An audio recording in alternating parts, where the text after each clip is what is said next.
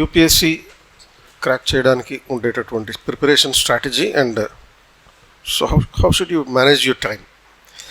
So ఈ preparation చేసేటటువంటి వ్యూహం ఎలా ఉండాలి, టైం మేనేజ్మెంట్ ఎలా ఉండాలి అనే ఆస్పెక్ట్స్ మీద ఈరోజు డిస్కస్ చేద్దాం. సో బేసిక్గా యూపీఎస్సి ప్రిపరేషన్కి తెలిసిన విషయం ఏంటి అంటే క్వాలిఫికేషన్ ఏంటి. So you're supposed to have certain educational qualifications. So education అనేది గ్రాడ్యుయేషన్ అంటే దీని meaning 15 years of education you are suppose to have completed. So ఈ గ్రాడ్యుయేషన్ కంప్లీట్ అయి ఉండాలి. తర్వాత ఏజ్ క్వాలిఫికేషన్ వచ్చేసి ఒక 21 years minimum. So minimum you are suppose to have a 21 year age. తర్వాత మ్యాక్సిమం ఏజ్ లిమిట్ అనేది మారుతుంది. సో జనరల్ కేటగిరీ మ్యాక్సిమం అన్నప్పుడు 32, ఓబీసీ అన్నప్పుడు దీనికి ఒక 3 years relaxation, and SC ST అన్నప్పుడు 32 + 5 years of age qualification. So ఇది రెసిడెన్షియల్ క్వాలిఫికేషన్, అలాగే లోకల్ క్వాలిఫికేషన్ ఇటువంటి ఏమి ఉండవు. ఇప్పుడు స్టేట్ సర్వీసెస్లో అయితే ఉంటాయి. సో స్టేట్ సర్వీసెస్లో అయితే you are suppose to be a local person, local residence qualification అనేది ఉండాలి. ఇక్కడ అవసరం లేదు. So any citizen of India is eligible to write the civil service exam. ఈ బేసిక్ ఆస్పెక్ట్ అయిపోయాక, అండ్ తర్వాత చాలామందికి ఉండేటటువంటి ఇంకొక డౌట్ ఏంటి అంటే whether you are suppose to write it in the medium of expression. In which medium of expression? So ఈ medium of expression అనేది ఏ భాషలోనైనా సరే రాయడానికి అవకాశం కల్పిస్తుంది యూపీఎస్సి.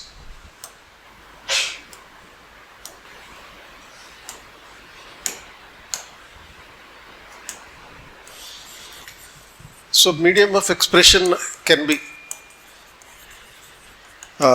జనరల్గా అయితే దేశంలో ఎక్కువ మంది రాసేది ఇంగ్లీష్ మీడియంలో రాస్తారు, or any language that you have that is recognized by the constitution.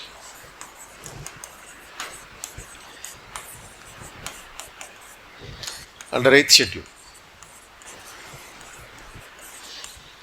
అంటే మొత్తం 22 లాంగ్వేజెస్ ఉన్నాయి. 8వ షెడ్యూల్లో గుర్తించినటువంటి రాజ్యాంగం గుర్తించిన 8వ షెడ్యూల్లో 22 భాషలు ఉన్నాయి. 22 భాషల్లో ఏ భాషలో అయినా నువ్వు ఎగ్జామ్ రాయొచ్చు. కాకపోతే ఏంటి అంటే ఈ ఎగ్జామ్ రాయడం అనేది మనకి ఎగ్జామ్లో ప్రిలిమ్స్ మెయిన్స్ ఉంది కాబట్టి దాన్ని బట్టి రాయాలి, అండ్ ఇంటర్వ్యూ.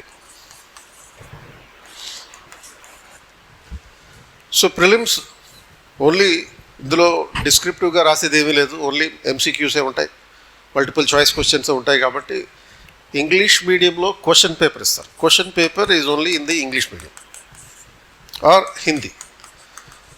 సో యూజువల్గా మనకి సౌత్ ఇండియా వాళ్ళకి హిందీ అనే సంబంధం లేదు కనుక ఇంగ్లీష్ వర్షన్లో క్వశ్చన్ పేపర్ ఉంటుంది. ఆన్సర్స్ రాయడానికి you don't have to right anything. So only bubbling చేయడమే కాబట్టి దీంట్లో మీడియం ప్రాబ్లం అనేది ఉండదు. ఇంకా మెయిన్స్కి వచ్చేటప్పటికి క్వశ్చన్ పేపర్ ఇక్కడ కూడా సేమ్ ఇంగ్లీష్ ఆర్ హిందీ ఉంటుంది. ఆన్సర్స్ డిస్క్రిప్టివ్ ఉంటాయి కాబట్టి answers you can write in any language recognised by the constitution. So ఆన్సర్లు మాత్రం రాజ్యాంగం గుర్తించిన 22 భాషల్లో ఏ భాషలో అయినా రాయొచ్చు. అంటే మీనింగ్ మనకి తెలుగు స్టేట్స్లో ఉండే వాళ్ళకి తెలుగులో రాయొచ్చు, ఆర్ ఇంగ్లీష్లో రాస్తే English. But whatever the language that you are preferred, that you have referred in the application form, అప్లికేషన్లో ఏదైతే పెట్టడం జరిగిందో అది మాత్రమే రాయాలి. సో ఒకే భాషలో రాయాలి. అంటే కొన్ని క్వశ్చన్స్ తెలుగులో, కొన్ని క్వశ్చన్స్ ఆన్సర్ ఇంగ్లీష్లో రాస్తారంటే అవ్వదు, కుదరదు. ఆర్ అదర్వైజ్ ఆప్షనల్ పేపర్ ఇంగ్లీష్లో రాసి జనరల్ స్టడీస్ తెలుగులో రాయచ్చా, అది కూడా కుదరదు. So across all the papers you are suppose to follow the same language. ఒకే భాషని అన్ని పేపర్లకి ఉపయోగించాలి. అంటే సపోజ్ తెలుగు లిటరేచర్ ఆప్షనల్ అనుకోండి, ప్రాబ్లం లేదు, తెలుగులో రాయొచ్చు. అలాగే మనకి మెయిన్స్లో ఫస్ట్ లాంగ్వేజ్ పేపర్లు ఉంటాయి. ఇంగ్లీష్ లాంగ్వేజ్ పేపర్ ఒకటిను, తర్వాత ఇండియన్ లాంగ్వేజ్ పేపర్ ఒకటి ఉంటుంది. So English language paper compulsory paper అది. అండ్ ఇండియన్ లాంగ్వేజ్ పేపర్ని మీరు తెలుగు పెట్టుకోవచ్చు. సో తెలుగు మళ్ళీ తెలుగులోనే రాయడం జరుగుతుంది. అండ్ మధ్యలో కొన్ని ట్రాన్స్లేషన్ ఉంటాయి ఆ పేపర్లో, English to Telugu, Telugu to English, ఈ టైప్లో ట్రాన్స్లేషన్స్ ఉండొచ్చు. ఆ ట్రాన్స్లేషన్స్ ఏ రిఫరెన్స్ ఇస్తే అది రాయాలి. తర్వాత ఇక మిగతావన్నీ కూడా మొత్తం 7 పేపర్లు క్వాలిఫైయింగ్ పేపర్స్ ఉంటాయి. అండ్ ఈ 7 పేపర్లు కూడా కంపల్సరీగా అంటే ర్యాంక్ డిటర్మినెంట్ పేపర్స్ ఉంటాయి. ఒక జనరల్ ఎస్సే పేపర్, ఒక 4 జనరల్ స్టడీస్ పేపర్స్ అండ్ ఒక 2 ఆప్షనల్ పేపర్స్. ఒకటే ఆప్షనల్ 2 పేపర్లు. సో మొత్తం 7 పేపర్స్ ఉన్నాయి. నువ్వు ఏ భాషనైతే సెలెక్ట్ చేసుకుంటావో ఆ భాషలోనే మొత్తం అన్ని 7 పేపర్స్ ఆన్సర్ రాయాలి. మళ్ళీ సపోజ్ ఈ పేపర్లో ఆన్సర్స్ రాసేటప్పుడు రైట్ మధ్యలో కొన్ని టెర్మినాలజీ ఉంటుంది. ఆ టెర్మినాలజీ ఇంగ్లీష్లో మెన్షన్ చేయొచ్చు. అంటే ఇంగ్లీష్లో మెన్షన్ చేయడం అంటే ఏంటి? సపోజ్ నీకు ఇంటర్నెట్ అనే పదం ఇంగ్లీష్ పదం, సైన్స్ అండ్ టెక్నాలజీలో ఇంటర్నెట్ అనే పదం గురించి రాయాల్సి వచ్చిందనుకో, నీకు ఆ సమయానికి అంతర్జాలం అనే పదం గుర్తు రాలేదు, తెలుగులో ఇంటర్నెట్ అని రాయొచ్చు. ఆర్ సపోజ్ అంతర్జాలం అని రాసాం, బ్రాకెట్లో ఇంటర్నెట్ అని రాయి, ఇంగ్లీష్లో ఇంటర్నెట్ అని రాయి. అలా కొంతవరకు ఒక 20% వరకు ఇంగ్లీష్ పదాలని అనుమతించడం జరుగుతూ ఉంటుంది. అదొకటి. మరి ఇంటర్వ్యూ తెలుగులో చేయొచ్చా అంటే ఇంటర్వ్యూ కూడా ఇంగ్లీష్ నువ్వు ఏది ప్రిఫర్ చేసుకుంటే అది, ఆర్ ఈ 22 లాంగ్వేజెస్ అది నువ్వు తెలుగులో కూడా ఇంటర్వ్యూ చేయొచ్చు. క్వశ్చన్స్ అడగడం మెయిన్ బోర్డు ఉంటుంది. ఆ మెయిన్ బోర్డులో క్వశ్చన్స్ అడగడం ఇంగ్లీష్లో అడుగుతారు. అండ్ ఆ మెయిన్ బోర్డుతో పాటు ఒక ట్రాన్స్లేటర్ ఉంటాడు. ఆ ట్రాన్స్లేటర్ ఆ క్వశ్చన్స్ని తెలుగులో కన్వర్ట్ చేస్తాడు, ట్రాన్స్లేషన్ చేస్తాడు. దీన్ని రీజనల్ బోర్డు అన్నట్టు. సో అన్ని భాషలకి సంబంధించిన రీజనల్ బోర్డ్స్ ఉంటాయి. అలాగే తెలుగు భాషకు సంబంధించి కూడా ఈ రీజనల్ బోర్డు ఉంటుంది. తెలుగులో కూడా ఆన్సర్స్ రాయొచ్చు, తెలుగులో కూడా ఇంటర్వ్యూ చేయొచ్చు. కాబట్టి ఈ యూపీఎస్సి ఓన్లీ ఇంగ్లీష్ వాళ్ళ కోసమే పుట్టింది, ఇంగ్లీష్ వాళ్ళే దానికి ఆన్సర్స్ రాయగలుగుతారు అనేది ఏం లేదు. సో మరి ఇంగ్లీషు తెలుగు అనే డిఫరెన్స్ ఎందుకు వస్తుంది? ఇంగ్లీష్ మీడియంలో రాసేవాళ్ళు ఎందుకు సెలెక్ట్ అవుతారు, తెలుగు మీడియంలో రాసేవాళ్ళు ఎందుకు సెలెక్ట్ అవ్వట్లేదు అనే అనుమానం వస్తుంది కదా. దానికి కారణం తెలుగు మీడియం. అంటే తెలుగు మీడియం అభ్యర్థులు, Telugu medium is not wrong. The candidate preparing with the Telugu medium are making some mistake, ఎక్కడో తప్పు చేస్తున్నారు. ఇప్పుడు ఇంగ్లీష్ మీడియం సెలెక్ట్ అవుతున్నారు, నో డౌట్. హిందీ మీడియం కూడా సెలెక్ట్ అవుతున్నారు. మరి తెలుగు మీడియం కూడా సెలెక్ట్ అవుతారు. ప్రపోర్షనేట్గా నువ్వు పడేటటువంటి పద్ధతిని బట్టి, కష్టపడే పద్ధతిని బట్టి. కష్టపడట్లేదు అనట్లేదు, మరి ఏమంటున్నావు అంటే కష్టపడే పద్ధతి ఉంటుంది. ఆ కష్టపడే పద్ధతిని బట్టి నువ్వు కొన్ని రొటీన్ వ్యవహారాలను అనుసరించాలి. బట్ మన తెలుగు మీడియం అభ్యర్థులకి రొటీన్గా ఉండడం అంటే ఇష్టం ఉండదు. రొటీన్గా ఉండడం ఇష్టం అంటే ఏంటి, ఉండకపోవడం అంటే ఏంటి, ఏదో వెరైటీగా చేయాలని ప్రయత్నం చేస్తారు. The more you try to do the variety, the more possibilities that you will not get you will not get clear the exam. విభిన్నమైనటువంటి అంశాలు చేయడం కాదు కావాల్సింది, ఒకే అంశాన్ని రోజు చేయడం. అంటే ఇక్కడ మనకి కావాల్సింది ఇంటెలిజెన్స్ కాదు, ఇక్కడ కావాల్సింది అలా ఏంటి అంటే ఓన్లీ డిసిప్లిన్ మాత్రమే. డిసిప్లిన్ అంటే ఏంటి మరి? క్రమశిక్షణ అనే పదాన్ని చిన్నప్పటి నుంచి చాలా అబ్యూస్ చేస్తున్నారు మన మీద. ఒకవైపు స్కూల్లోనూ, ఇంకోవైపు ఇంట్లో పేరెంట్స్ ద్వారాను ఈ క్రమశిక్షణ అనే పదంతో పిల్లల్ని చాలా అబ్యూస్ చేశారు. కానీ ఆ క్రమశిక్షణ అనే అంశం యొక్క దాంట్లో ఉండేటటువంటి స్పిరిట్ని చెప్పట్లేదు. సో డిసిప్లిన్ అంటే ఇదేది పనిష్మెంట్ కాదు. అంటే చిన్నప్పటి నుంచి మనకి నేర్పించింది ఎలా అంటే డిసిప్లిన్ అంటే పనిష్మెంట్ అన్న పద్ధతిలో నేర్పించాం. Discipline is not punishment.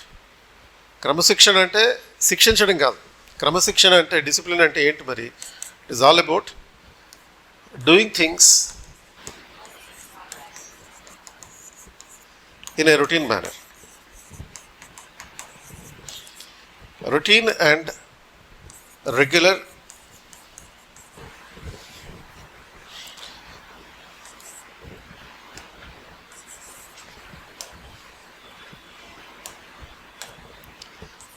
And repetitive manner.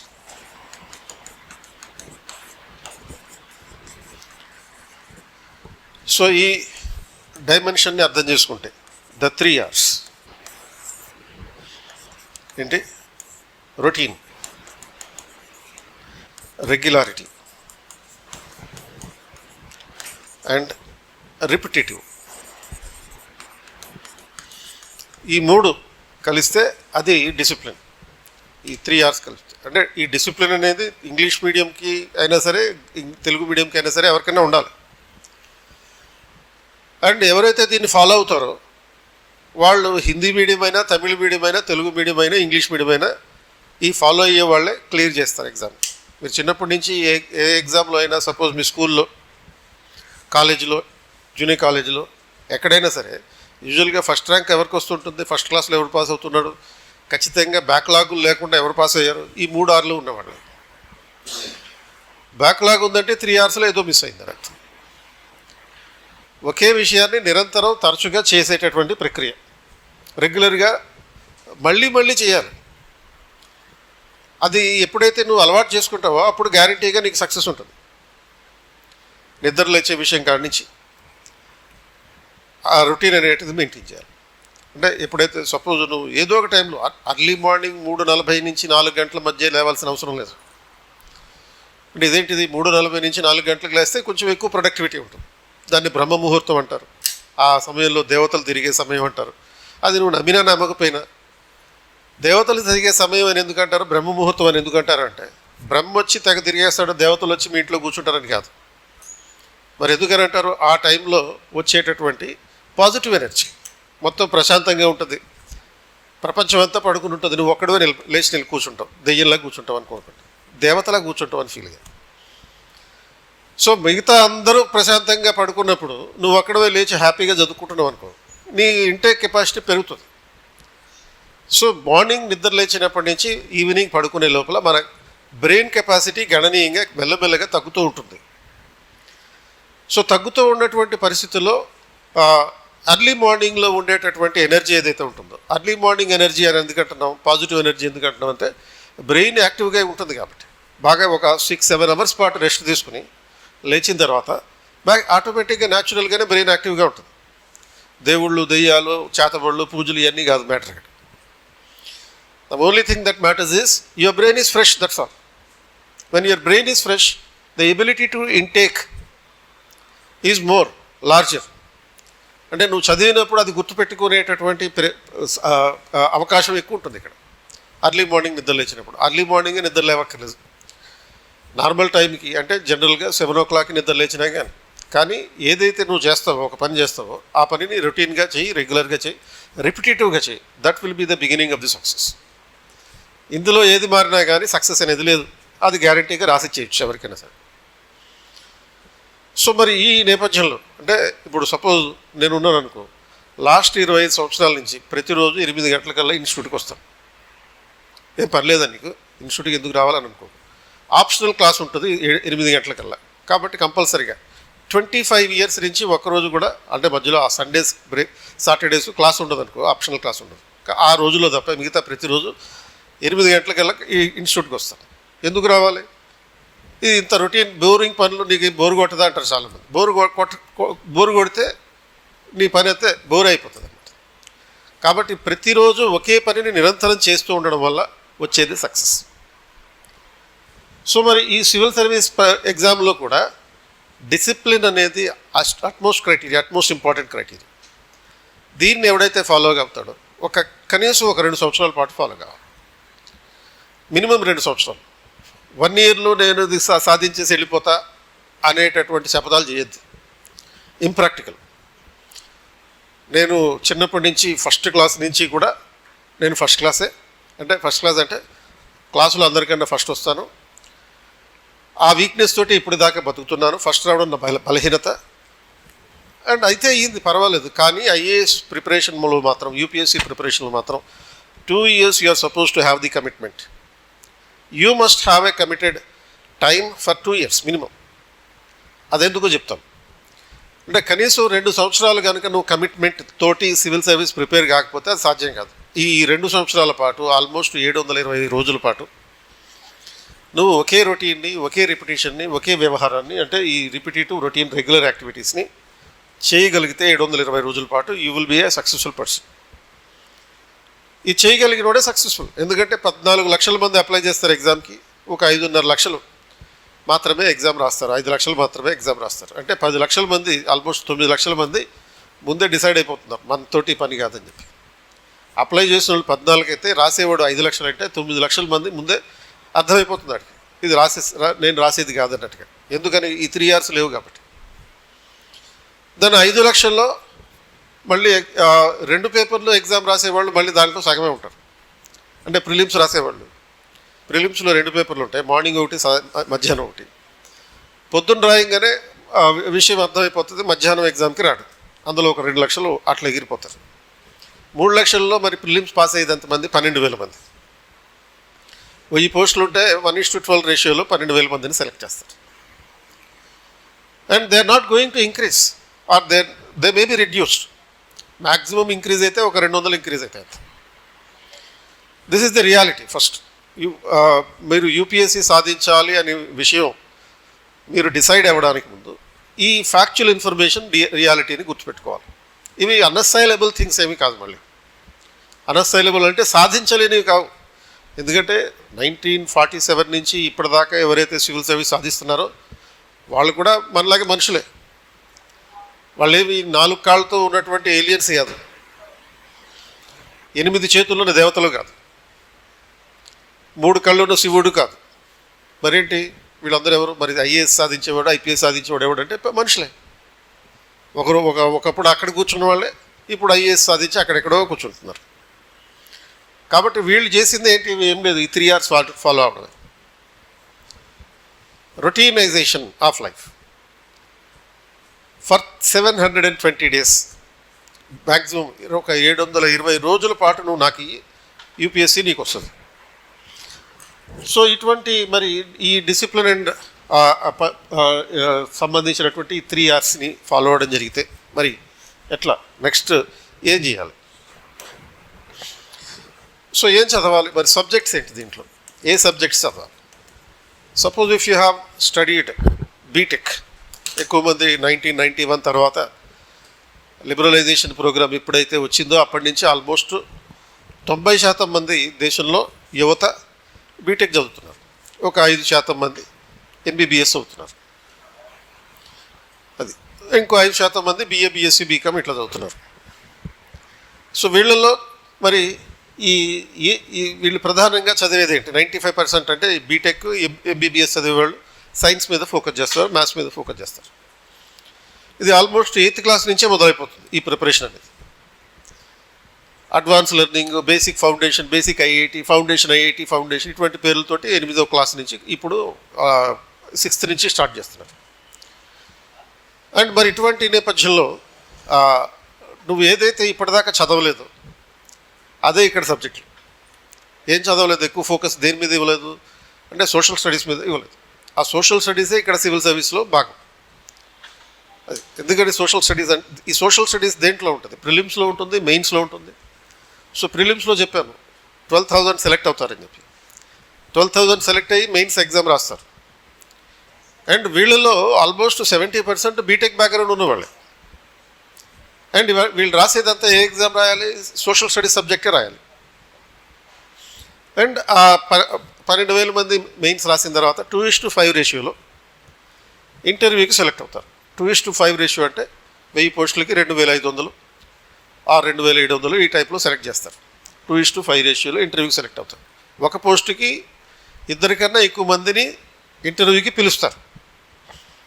ఆ తర్వాత మరి నెక్స్ట్ ఇంటర్వ్యూకి వెళ్తాం. ఇంటర్వ్యూలో అడిగే క్వశ్చన్లు కూడా అవే, ఈ సోషల్ ఇష్యూసే, కరెంట్ ఇష్యూస్, ఇంటర్నేషనల్ రిలేషన్స్, నీ గురించి అడుగుతారు. మీ ఇల్లు ఎక్కడని అడుగుతారు, మీదే ఊరు, మీదే జిల్లా, ఆ జిల్లాకి సంబంధించినటువంటి కల్చర్ ఏంటి, మీ జిల్లాకి సంబంధించినటువంటి హిస్టరీ ఏంటి, మీ జిల్లా పాలిటిక్స్ ఏంటి, ఇటువంటి అంశాలే అడిగింది. అది అయిపోయిన తర్వాత యూ విల్ బి సెలెక్టెడ్. అది అంటే ఫైనల్గా సెలెక్షన్ అయిపోతుంది. సో అంటే 14 లక్షల మంది అప్లై చేస్తే అల్టిమేట్గా 1000 మంది సెలెక్ట్ అవుతున్నారు. మరి ఈ వాస్తవాన్ని గ్రహించి దానికి తగిన విధంగా ప్రిపేర్ అవ్వాలంటే 2 సంవత్సరాలు అవ్వాలి.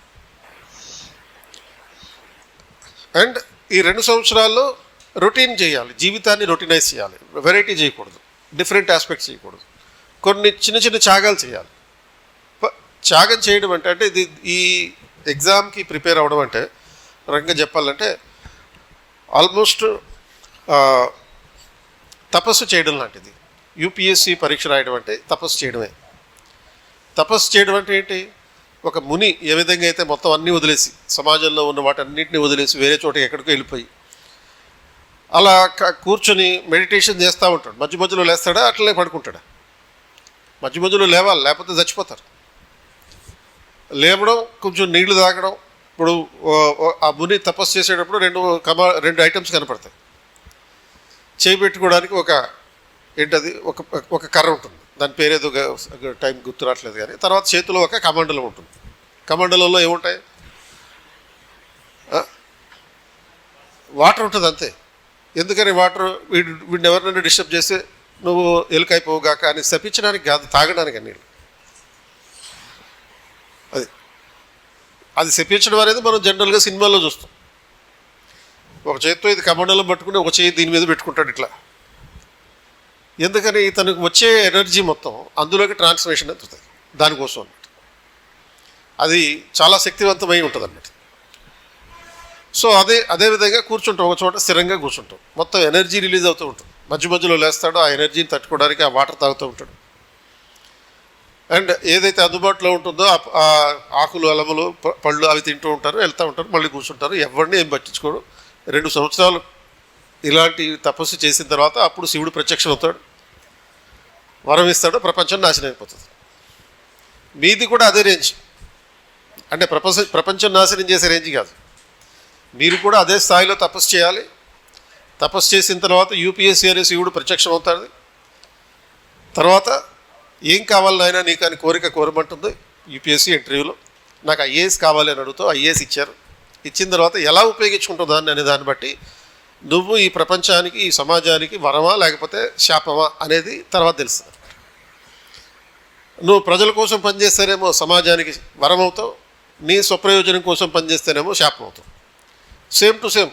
ఎలా అయితే శివుడు వరం ఇచ్చిన తర్వాత ప్రజల మీద చేయి పెడితే వాళ్ళందరూ కాలిపోవాలని చెప్పి అన్నాడు అనుకో, దాన్ని ఉపయోగించే పద్ధతిని బట్టి ఉంటుంది. ప్రజల మంచి కోసం ఆ వరాన్ని ఉపయోగించేవంటే అది సమాజం కోసం. ప్రజల్ని నాశనం చేయడానికి ఉపయోగించేవంటే నీ స్వప్రయోజనం కోసం. వాడు ఎలాగో సమాజానికి చేటే కాబట్టి వాడు నాశనం అయిపోతాడు. కాబట్టి ఏ విధంగా నువ్వు ఐఏఎస్ను ఉపయోగించుకుంటావు అనేది కూడా ఇంపార్టెంటే. దాన్ని ముందే గమనించడానికే చేసేదే ఇంటర్వ్యూ. సో దీంట్లో ఉండే సబ్జెక్టులు ఎలా ఉంటాయి? సమాజం కోసం, సమాజం ద్వారా నియమించబడినటువంటి సమాజ అధికారి ఏ విధంగా ఉండాలి అని పరీక్షించే సబ్జెక్టులు ఇవన్నీ. సో సబ్జెక్ట్స్ ఏమిటాయనంటే దీంట్లో అన్నీ కూడా ఆల్మోస్ట్ సోషల్ స్టడీ బ్యాక్గ్రౌండ్ ఉన్నటువంటి హ్యుమానిటీస్ అంటారు.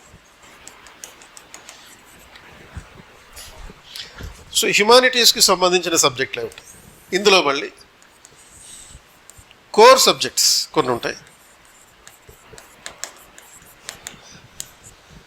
అండ్ నాన్ కోర్ సబ్జెక్ట్స్ ఉంటాయి.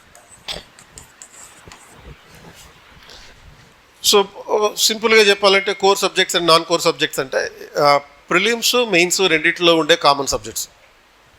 అవి ప్రధానంగా కోర్ సబ్జెక్ట్స్. అలాగే ఎక్కువ ఇన్ఫ్లుయెన్స్ ఉన్నటువంటివి ఇందులో పాలిటీ, తర్వాత history, geography, then and environment, science and technology,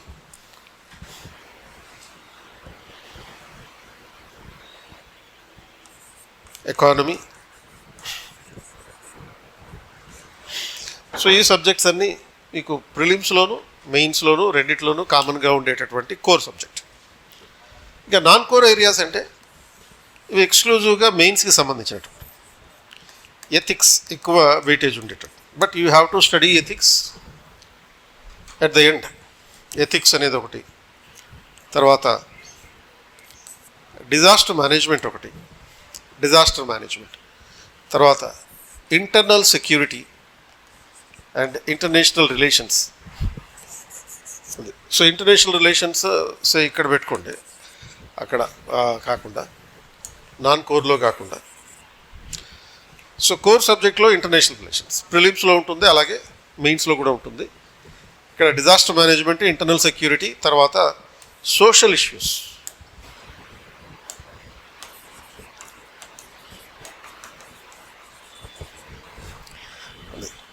ఈ సోషల్ ఇష్యూస్ అండ్ తర్వాత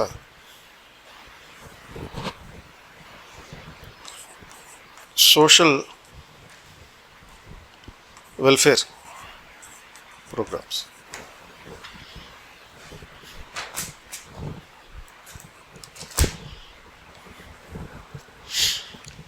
సో ఇందులో మళ్ళీ హిస్టరీలో కల్చర్ కూడా పార్టీ. అది world history,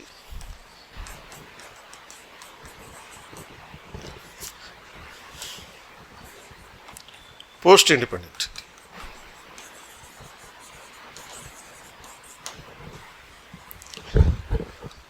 post independence consolidation అనండి.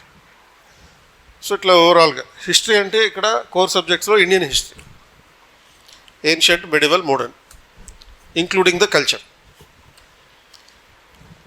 అండ్ పాలిటీ అంటే కాన్స్టిట్యూషన్కి సంబంధించింది, ఇండియన్ కాన్స్టిట్యూషన్, లీగల్ సిస్టమ్, భారతదేశంలో చట్టాలు ఎలా ఉంటాయి. జాగ్రఫీ అండ్ ఎన్వైరాన్మెంట్ ఈ రెండు సెపరేటే, but they have to be studied together. Geography and environment, Indian geography, world geography, physical geography, మొత్తం 3 రకాల డైమెన్షన్స్ ఉంటాయి. తర్వాత science and technology including the general science. General science అయితే అంటే బయాలజీ, కెమిస్ట్రీ, ఫిజిక్స్, వీటికి సంబంధించినటువంటి. జనరల్ సైన్స్ ఏమో ప్రిలిమ్స్కి ఎక్కువ సూటబుల్, టెక్నాలజీ పర్స్పెక్టివ్ ఏమో మెయిన్స్కి ఎక్కువ సూటబుల్ ఉంటుంది. But questions will be asked in both. తర్వాత Indian economy and global economy, international relations రెండిట్లోనూ ఉంటాయి ప్రిలిమ్స్ అండ్ మెయిన్స్. తర్వాత నాన్ కోర్ సబ్జెక్ట్స్ అన్నప్పుడు ఓన్లీ ఎక్స్క్లూజివ్గా ప్రధానంగా మనకి మెయిన్స్లో ఉండేటటువంటివి. సో ఈ మెయిన్స్లో ఉండే ఈ నాన్ కోర్ సబ్జెక్ట్స్లో ఎథిక్స్ ఒకటి, ethics, integrity and aptitude. And ethics, integrity, aptitude is one paper where there is a maximum weightage. No other subject has such a weightage. అంటే మిగతా సబ్జెక్టులు అన్నిటికీ మెయిన్స్లో 40 మార్క్స్, 50 మార్క్స్, 100 మార్క్స్, 90 మార్క్స్ ఈ రకంగా వస్తుంటాయి. ఇప్పుడు పాలిటీ ఉందనుకో 100 మార్క్స్. అలాగే గవర్నెన్స్ ఉంటుంది, అది ఓన్లీ మెయిన్స్లో ఉంటుంది, నాన్ కోర్ ఏరియాస్లో ఉంటుంది. గవర్నెన్స్ ఉంటుంది, దీనికి ఒక 90 మార్క్స్. ఇంటర్నేషనల్ రిలేషన్స్ ఒక 50 మార్క్స్, ఇంటర్నల్ సెక్యూరిటీ ఒక 50 మార్క్స్, సోషల్ వెల్ఫేర్ ఒక 30 మార్క్స్, వరల్డ్ హిస్టరీ అదొక 20 మార్క్స్. ఇలా ఈ రకంగా దాని వెయిటేజ్ ఉంటుంది. పోస్ట్ ఇండిపెండెంట్ ఇండియా ఒక 20 మార్క్స్, ఈ రకంగా. No other subject has such a weightage with 250 marks full.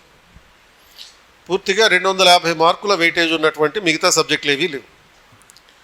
అది ఓన్లీ ఎథిక్స్లో మాత్రమే అంత వెయిటేజ్ ఇచ్చారు. అండ్ ఎథిక్స్ మళ్ళీ ఇండిపెండెంట్ సబ్జెక్ట్ కాదు. కాకపోతే ఇండిపెండెంట్ సబ్జెక్ట్ కాదంటే ఏంటి, ethics you are suppose to prepare at the end of all the completion of all the other subjects.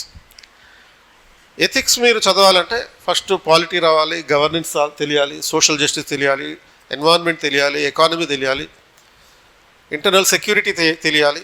వీటన్నిటిని తెలుసుకున్న తర్వాత ఎథిక్స్ చదివితే మీకు ఇంకా బాగా అర్థమవుతుంది.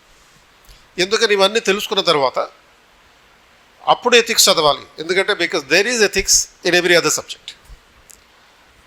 Every other subject provides foundation for ethics. మిగతా సబ్జెక్టులన్నింటినీ చదవడం ద్వారా దాని ఎథిక్స్ అనే సబ్జెక్ట్కి కావాల్సినటువంటి పునాది ఏర్పడుతుంది. అంటే ఫర్ ఇన్స్టెన్స్ ఇప్పుడు పాలిటీ ఉంది, పాలిటీలో చట్టాల గురించి, రాజ్యాంగం గురించి నేర్చుకుంటాం, which will provide the democratic values and constitutional values. So they provide the ethical dimension. If you follow the law you are ethical. సింపుల్గా ఒక లాజిక్ ఏంటి అంటే, నువ్వు చట్టాన్ని పాటిస్తే నువ్వు నైతికంగా ఉన్నట్టే లెక్క. చట్ట విరుద్ధంగా ఉన్నావంటే నువ్వు అనైతికం ఉన్నట్టు. నీ ఆలోచనలో కానీ నీ చేతల్లో కానీ చట్టబద్ధంగా ఉండాలి.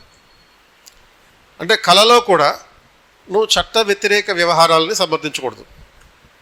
కళలో కూడా అంటే ఆలోచనల్లో కూడా చట్టబద్ధంగా చట్టం ప్రకారం ఎప్పుడైతే నువ్వు ఉంటావో నువ్వు న్యాచురల్గా ఏంటిది నీతివంతంగా ఉన్నట్టే లెక్క. ఇంతకు మించినటువంటి సింపుల్ ప్రిన్సిపల్ ఇంకేది ఉండదు. కాబట్టి ముందు పాలిటీ నేర్చుకోవాలి, ఆ తర్వాతనే ఎథిక్స్ అవ్వాలి. అది అంటే సపోజ్ ఇప్పుడు ఒక చిన్న అనెక్డోట్. మీ ఇంట్లో ఒక డొమెస్టిక్ సపోర్ట్ ఉంటుంది. డొమెస్టిక్ సపోర్ట్ అంటే మనం పని మనిషి అని అంటాం. Socially and legally acceptable word ఏంటి? Domestic support. సామాజికంగాను చట్టబద్ధంగాను అంగీకారమైన పదం డొమెస్టిక్ సపోర్ట్. మనం లోకల్గా ఉపయోగించుకునే పదం పని మనిషి. సో ఈ పని మనిషి మీకు ఒక 3,000 రూపాయలకి వస్తుంటుంది, వెళ్తుంటుంది. ఒక రోజు 1.5 గంటన్నర 2 గంటలు గంట పని చేసి వెళ్తుంది. అండ్ ఒకరోజు తనతో పాటు తన 12 ఏళ్ళ ఆ కూతుర్ని కూడా తీసుకొచ్చి వాడికి ముందే చెప్పింది ఏమని, ఈరోజు నాకు కొద్దిగా ఒంట్లో బాగాలేదు, నాకు సహాయంగా ఉంటుందని చెప్పి, నేను చేస్తున్న పనులకి ఆ పాప సపోర్ట్ చేస్తుందని చెప్పి. మరి నువ్వు ఇక్కడ క్వశ్చన్ అడుగుతావు, మరి ఈ అమ్మాయిని వాళ్ళ మదర్కి సపోర్ట్ చేయడానికి నువ్వు అలౌ చేయాలా వద్దా? ఇది. సో ఇక్కడ మనం నీతి, నిజాయితీ అండ్ చట్టం ఆధారంగా నీతి నిజాయితీ ఉంటుంది. ఇప్పుడు మనం ఇది ఈ స్టోరీ మర్చిపోకు సార్, కొత్త స్టోరీ తీసుకున్నాం. నువ్వు శివకాశీకి వెళ్ళావు. శివకాశీ అంటే అక్కడ ఏం చేస్తారు? ఈ క్రాకర్స్ తయారు చేస్తుంటారు. అక్కడ ఆల్మోస్ట్ ప్రతి క్రాకర్స్ తయారు చేసే కంపెనీలోనూ 12-14 ఏళ్ళ పిల్లలే పనిచేస్తుంటారు. మరి ఇట్లా చైల్డ్ లేబర్ని నువ్వు చూసిన తర్వాత యాక్సెప్ట్ చేయదగిందా, చేయకూడదా? చేయకూడదు, న్యాచురల్గానే ఉందని మీ మళ్ళీ ఆ ఫస్ట్ స్టోరీ బయటికి తీసుకురా. ఇందాక ఏమన్నా అలౌ చేస్తావా చేయవా? ఈ అమ్మాయి తన తల్లికి సహాయం చేస్తానంటే అంటే చేయొచ్చు, దాని ఏముంది, అది మానవత్వం. So this is where the real science of ethics differentiate from common sense ethics. Science of ethics వేరు, కామన్ సెన్స్ ఎథిక్స్ వేరు. కామన్ సెన్స్ ఎథిక్స్ అంటే ఏంటి? మనం రోజువారీ జీవితంలో మనం ఏదైతే నీతి అనుకుంటామో అదే నిజాయితీ. కానీ అది నిజాయితీ కాదు. అందులో తెలియకుండానో ఇంకో రకంగానో ఏం చేస్తున్నాం అంటే అనైతికమైన చట్ట వ్యతిరేకమైన చర్యలు చేస్తున్నాం. అక్కడ తల్లికి సహాయం చేయడానికి వచ్చింది కదా, దాంట్లో నేనెందుకు ఇంటర్ఫియర్ అయితే, డైరెక్ట్గా నేనేది ఎంగేజ్ చేయట్లేదు కదా, నేనేమో డబ్బులు ఇవ్వట్లేదు కదా అని అంటే కరెక్ట్గా ఆ టైంకి సపోజ్ ఆ పిల్లలు ఇద్దరు వాళ్ళ అమ్మకి సహాయం చేస్తున్న టైంకి చైల్డ్ లేబర్ ప్రొటెక్షన్ వాళ్ళు వచ్చారనుకో, ప్రివెన్షన్ వాళ్ళు వచ్చారనుకో, ఏం చేస్తారు?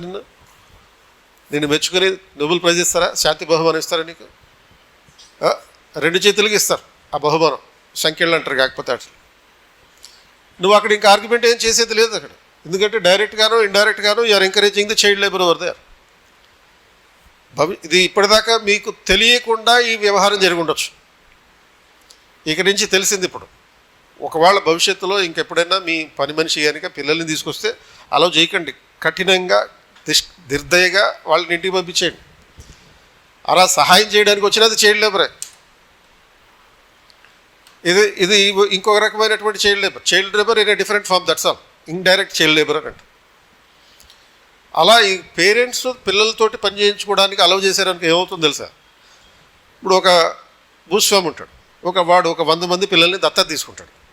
దత్తత తీసుకుని ఆ భూస్వామి ఏం చేస్తాడంటే 100 మందితోటి తన పొలంలో పని చేయించుకుంటాడు. బాలకార్మిక నిషేధం చేసే వాళ్ళు ఎవరైనా వస్తే వీళ్ళందరూ నా పిల్లలే అంటారు. అప్పుడు చైల్డ్ లేబర్ కిందకి రాదు. కావాలంటే డాక్యుమెంట్లు చూడు, నేను దత్తత తీసుకున్నా, నా సొంత పిల్లలే అంటాడు. ఇలా ఎక్స్ప్లాయిటేషన్ చేసేటటువంటి అవకాశం ఉంది. కాబట్టి చట్టం వేరే, చట్టం తెలియాలి మనకి ఫస్ట్. చట్టంలో ఇది నేను చెప్పలేదు, ఇది పిల్లలతోటి సహాయం చేసుకోవచ్చు అనేటటువంటి విషయాన్ని చెప్పలేదు. కాబట్టి చైల్డ్ లేబర్ ప్రొహిబిషన్ అనేటటువంటిది ఒక నైతిక విషయం, కేవలం చట్టబద్ధమైన విషయం కాదు. ఆ నీతివంతంగా ఉండాలి అంటే నువ్వు చట్టబద్ధంగా ఉండాలి. ఇప్పుడు రాబిన్ హుడ్ అనే ఒక పేరుతోటి లేకపోతే ఆ కాన్సెప్ట్ తోటి చాలా సినిమాలు వచ్చినాయి. రీసెంట్గా నితిన్ అనేవాడు ఒకడు రాబిన్ హుడ్ అనే సినిమా తీశాడు. బట్ ఆ కాన్సెప్ట్ తోటి చాలా సినిమాలు వచ్చినాయి. ఇంగ్లీష్లో కూడా రాబిన్ హుడ్ అనే పేరుతో సినిమాలు వస్తాయి. కొండవీటి దొంగ చిరంజీవి చేసిన సినిమా ఒకటి 1991లోనే ఇప్పుడు వచ్చింది, సేమ్ కాన్సెప్ట్.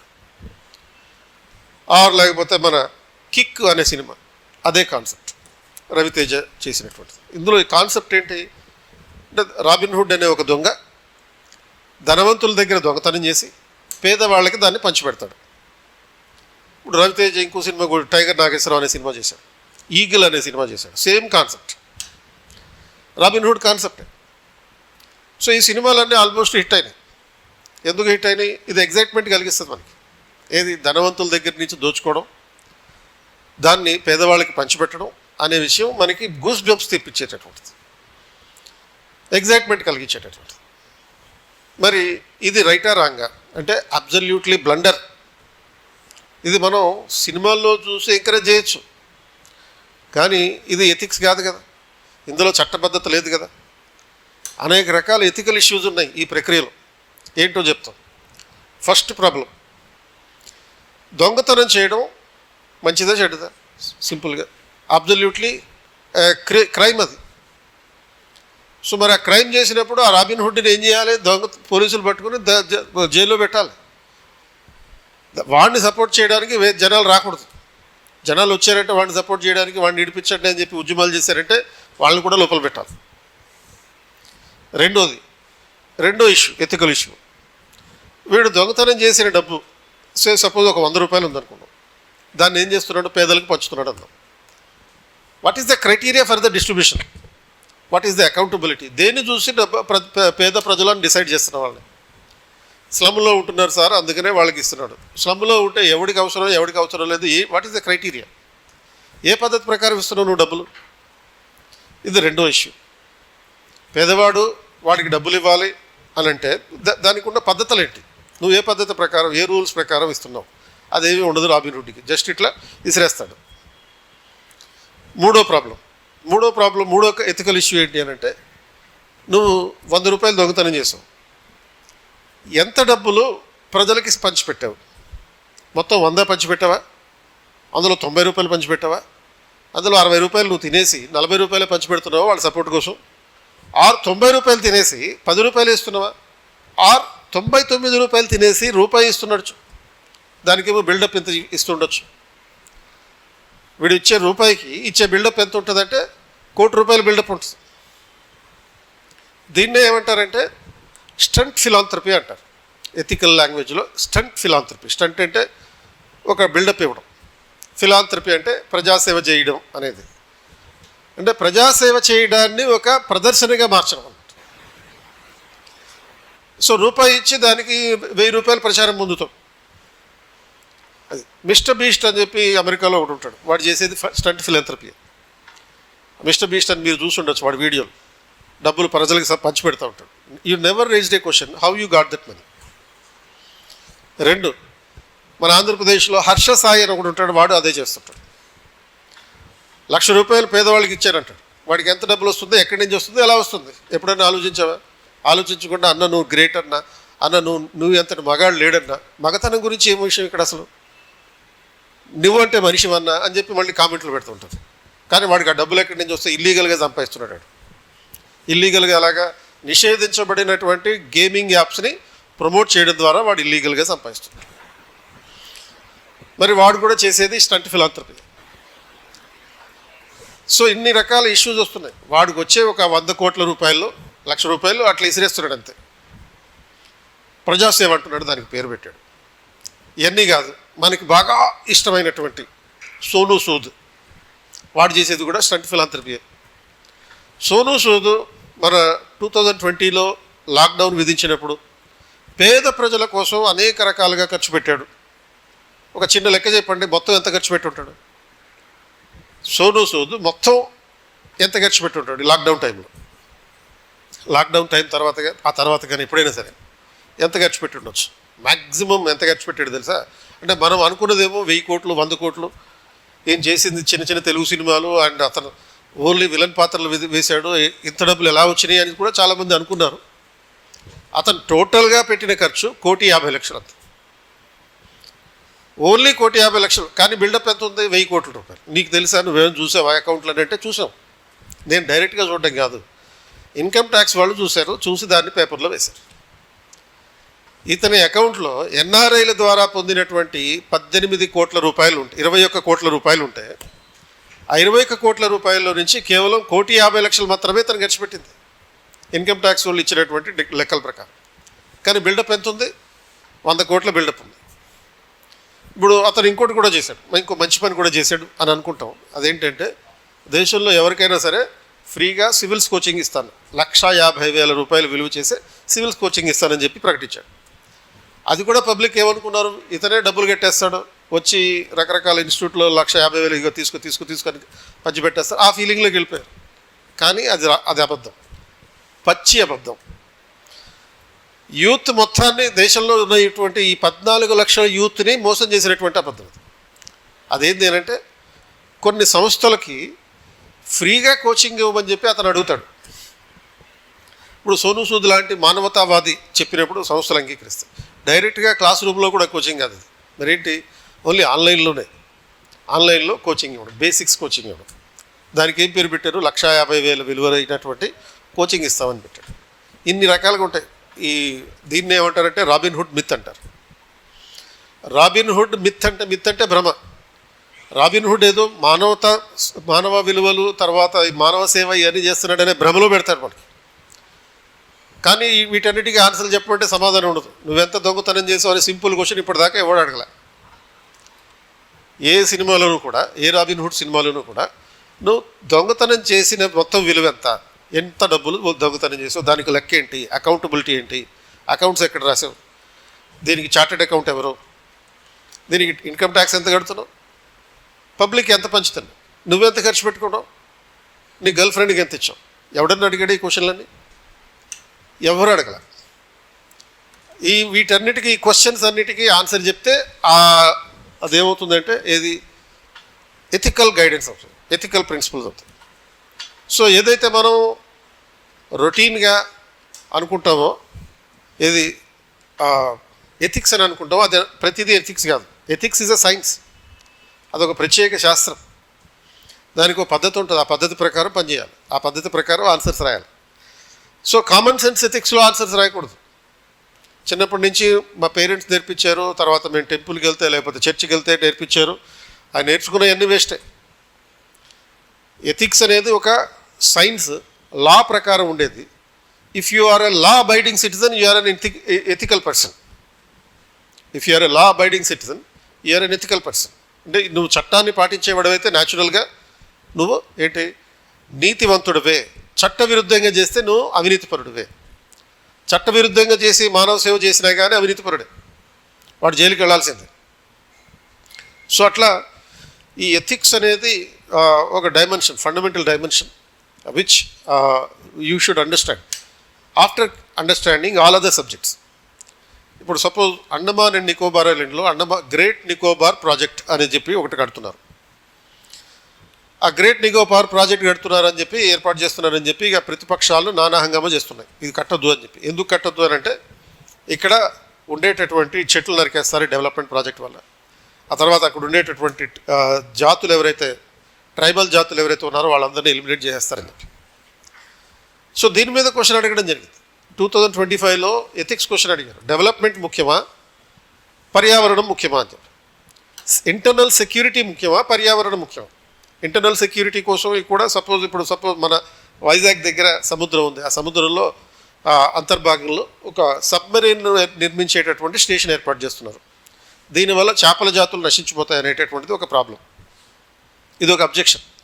మరి ఇంటర్నల్ సెక్యూరిటీ ముఖ్యమా, లేకపోతే ఈ పర్యావరణం ముఖ్యమా?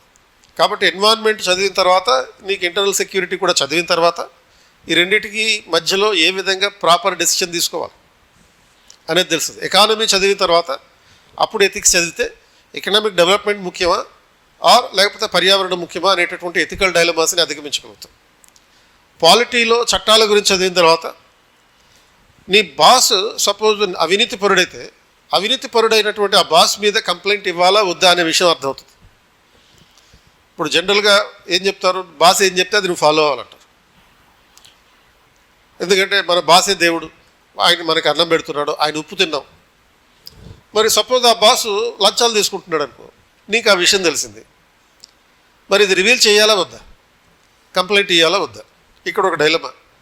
డాడీ ఏమో ఏం చెప్పాడు డాడీ చిన్నప్పుడు నీతి కథల్లో అంటే, ఈ ఎవరి చేతి ఉప్పు అయితే తింటావో ఉప్పు తిన్న చేతిని నరకొద్దు అని చెప్పాడు.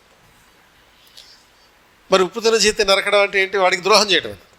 మరి ద్రోహం చేయాలా, ప్రజా ప్రయోజనాల కోసం వాడి గురించి కంప్లైంట్ ఇచ్చి సమాజాన్ని కాపాడాలి. సో ఇటువంటి డైలమాస్ వచ్చినప్పుడు one thing that we have to remember that the only thing that is important is the public interest, nothing else. నువ్వు ఉప్పు తిన్నావా, కారం తిన్నావా, పసుపు వేసుకున్నావా, ఇవన్నీ ఇంపార్టెంట్ కాదు. Only thing that is important is ఇది పబ్లిక్ ఇంట్రెస్ట్. ప్రజా ప్రయోజనాలు మాత్రమే అన్నిటికన్నా ముఖ్యమైనవి. నీ బాసు ఇవన్నీ ఇంపార్టెంట్ కాదు.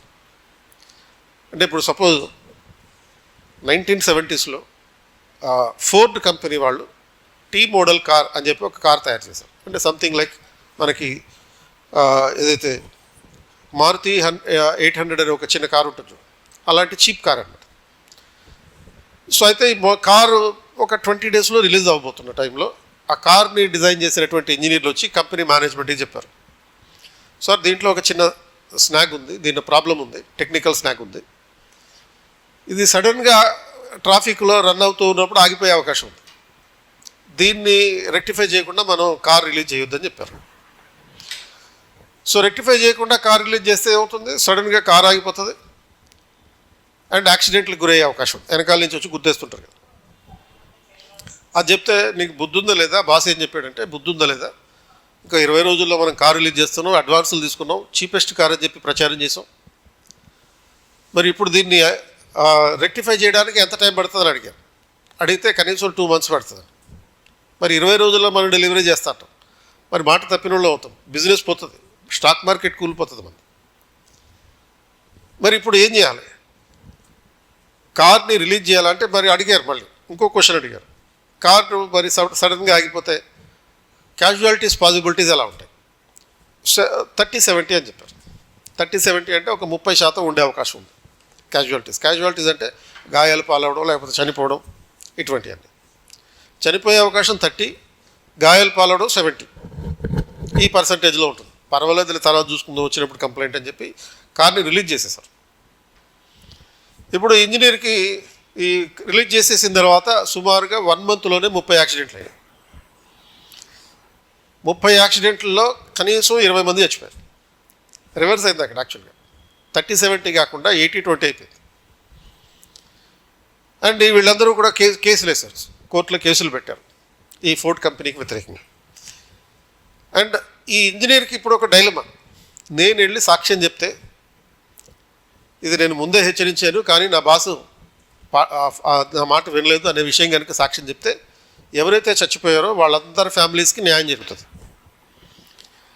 ఇది అంత ఈజీగా ఈ స్నాగ్ అనేది అయితే ఉందో అది ఈజీగా కనిపెట్టేది కాదు, అది న్యాచురల్ యాక్సిడెంట్స్ లాగా అయిపోతుంది. అంత చెప్పకుండా ఉన్నాడు అనుకో, ఆ కార్లు అట్లా నడిస్తే యాక్సిడెంట్లు జరుగుతూనే ఉంటాయి, ఎవరికి న్యాయం జరగదు, ఓన్లీ కంపెనీ మేనేజ్మెంట్ మాత్రమే ప్రయోజనం పొందుతూ ఉంటుంది. సో మరి ఇప్పుడు ఏం చేయాలి, and that engineer has preferred to give evidence in the case, సాక్ష్యం ఇవ్వదలుచుకున్నాడు, వెళ్ళాడు కోర్టుకి వెళ్ళాడు, సాక్ష్యం చెప్పాడు తన మేనేజ్మెంట్కి వ్యతిరేకంగా. మరి కంపెనీ వీడిని ఉద్యోగంలో ఉంచుతుందా, ఉద్యోగం తీసేస్తుంది, even at the cost of his own job and career. He prefer to become a whistle blower. Whistle blowing అంటే వేగు అంటాం. వేగులు అంటే ఎవరైతే ఇటువంటి అవినీతి గురించి చెప్తారో, కంప్లైంట్లు ఇస్తారో అలాంటి వాళ్ళని విజిల్ బ్లోవర్స్ అని అంటాం. సో ఉద్యోగం పోయింది అతనికి, ఉద్యోగం పోయినా సరే పర్వాలేదు, ప్రజా ప్రయోజనం కోసం నిలబడతాను అని చెప్పాడు, నిలబడ్డాడు. ఈ ఇన్సిడెంట్ అయిన తర్వాత ఇతని ఉద్యోగం పోలేదు. యాక్చువల్గా ఎందుకని పోలేదంటే గవర్నమెంట్ ఇంటర్ఫీర్ అయింది, ఇతని ఉద్యోగం పోకుండా చూసింది. ఆ వెంటనే అమెరికాలో విజిల్ బ్లోవర్ ప్రొటెక్షన్ యాక్ట్ అని చెప్పి ఒక చట్టం చేశారు. ఇలాంటి వేగులు ఎవరైనా ఉంటే కనుక కంప్లైంట్లు ఇస్తే, అవినీతి గురించి కంప్లైంట్ ఇస్తే వాళ్ళకి రక్షణ కల్పించాలనేటువంటి ఉద్దేశంతో. సో అలా ప్రజా ప్రయోజనమే అన్నిటికన్నా ముఖ్యం. మేనేజ్మెంటు తర్వాత బాసు వాడు అన్నం పెట్టాడు, లేకపోతే పచ్చడేసాడు, పప్పు వేసాడు, ఉప్పు వేసాడు, ఇవన్నీ కుదరదు. కాబట్టి అన్ని ప్రతి సబ్జెక్ట్కి రిలేటెడ్గా ఉంటుంది ఏది, ఈ ఎథిక్స్ అనేటటువంటిది. So the weightage of ethics is 250 marks, polity 100 marks, governance 90 marks, economy 90 marks or 100 marks ఒక్కోసారి, హిస్టరీ ఒక 80 marks, అలాగే సోషల్ ఇష్యూస్ ఒక 70 to 90 marks వస్తుంటాయి. సో ఇట్లా ఒక్కొక్క ప్రతి సబ్జెక్ట్కి 100 marks కన్నా ఎక్కువ లేదు వెయిటేజ్ ఏ సబ్జెక్ట్కి కూడా. Ethics is the only subject for which the weightage is 250 marks. అది. సో ఇది ఈ సబ్జెక్ట్స్, ఇటువంటి సబ్జెక్ట్స్ రిమెంబర్. ఇక్కడ ఒక కఠినమైనటువంటి వాస్తవం ఏంటంటే these are not easy, these are not interesting subjects. You have to create interest by yourself. చదువుతుంటే ఎందుకు చదువుతున్నాం, ఈ జీవితం ఏంది, ఎందుకంటే ఆల్మోస్ట్ 7-8 సంవత్సరాల నుంచి ఈ సబ్జెక్టులు మీరు సరిగ్గా చదవట్లా. అంటే ఇప్పుడు సపోజ్ 10th చదివారు, 10th క్లాస్లో మీరు చదివినటువంటి రేషియో ఎట్లా ఉందంటే సైన్స్కి ప్లస్ మ్యాథ్స్కి almost you have allotted 90% of time. తర్వాత ఈ సోషల్ స్టడీస్కి లాంగ్వేజెస్ రెండింటికి కలిపి దీనికి 5% టైం ఇచ్చారు, దీనికి 5% టైం ఇచ్చారు. ఇస్తే మీకు వచ్చిన మార్కులు ఎట్లున్నాయి?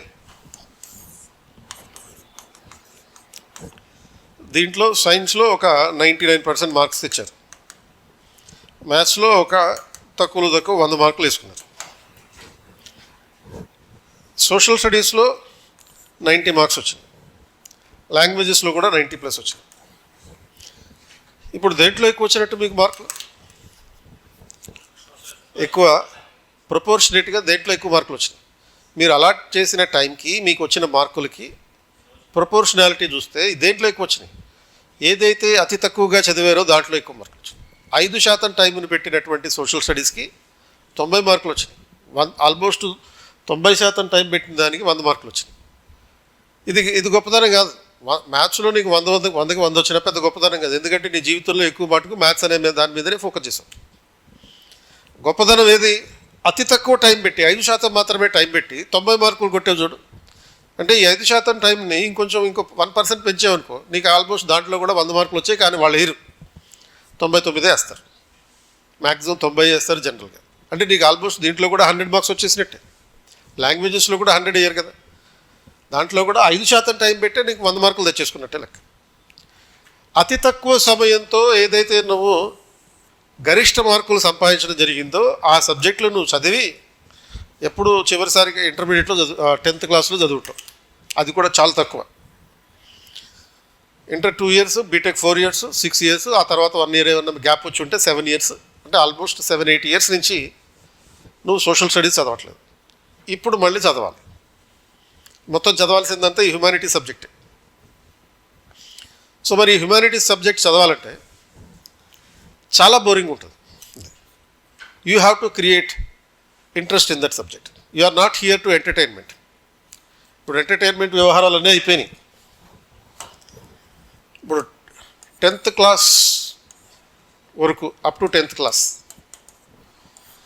ఇది ప్రొటెక్టివ్ స్టేజ్. ఇది నీ జీవితంలో ప్రొటెక్టివ్ స్టేజ్. చదువు తప్ప ఏమీ తెలియదు. 11th and 12th క్లాస్లో అంటే ఇంటర్మీడియట్లో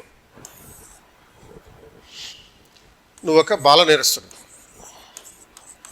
జువెనైల్. 2 ఏళ్ల పాటు ప్రీ చైతన్య, పారాయణ అలాంటి జైళ్ళలో ఉండి వచ్చినవాడు.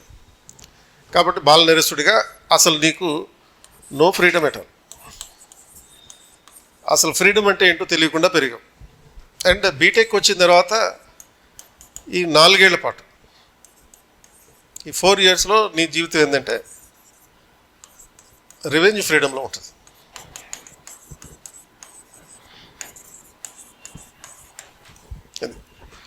రివెంజ్ ఫ్రీడమ్ మోడ్ అంటే పగ తీర్చుకుంటాం, ఫ్రీడమ్ మీద పగ తీర్చుకుంటాం. అంటే you abuse the freedom in such a way that nobody, even God cannot abuse.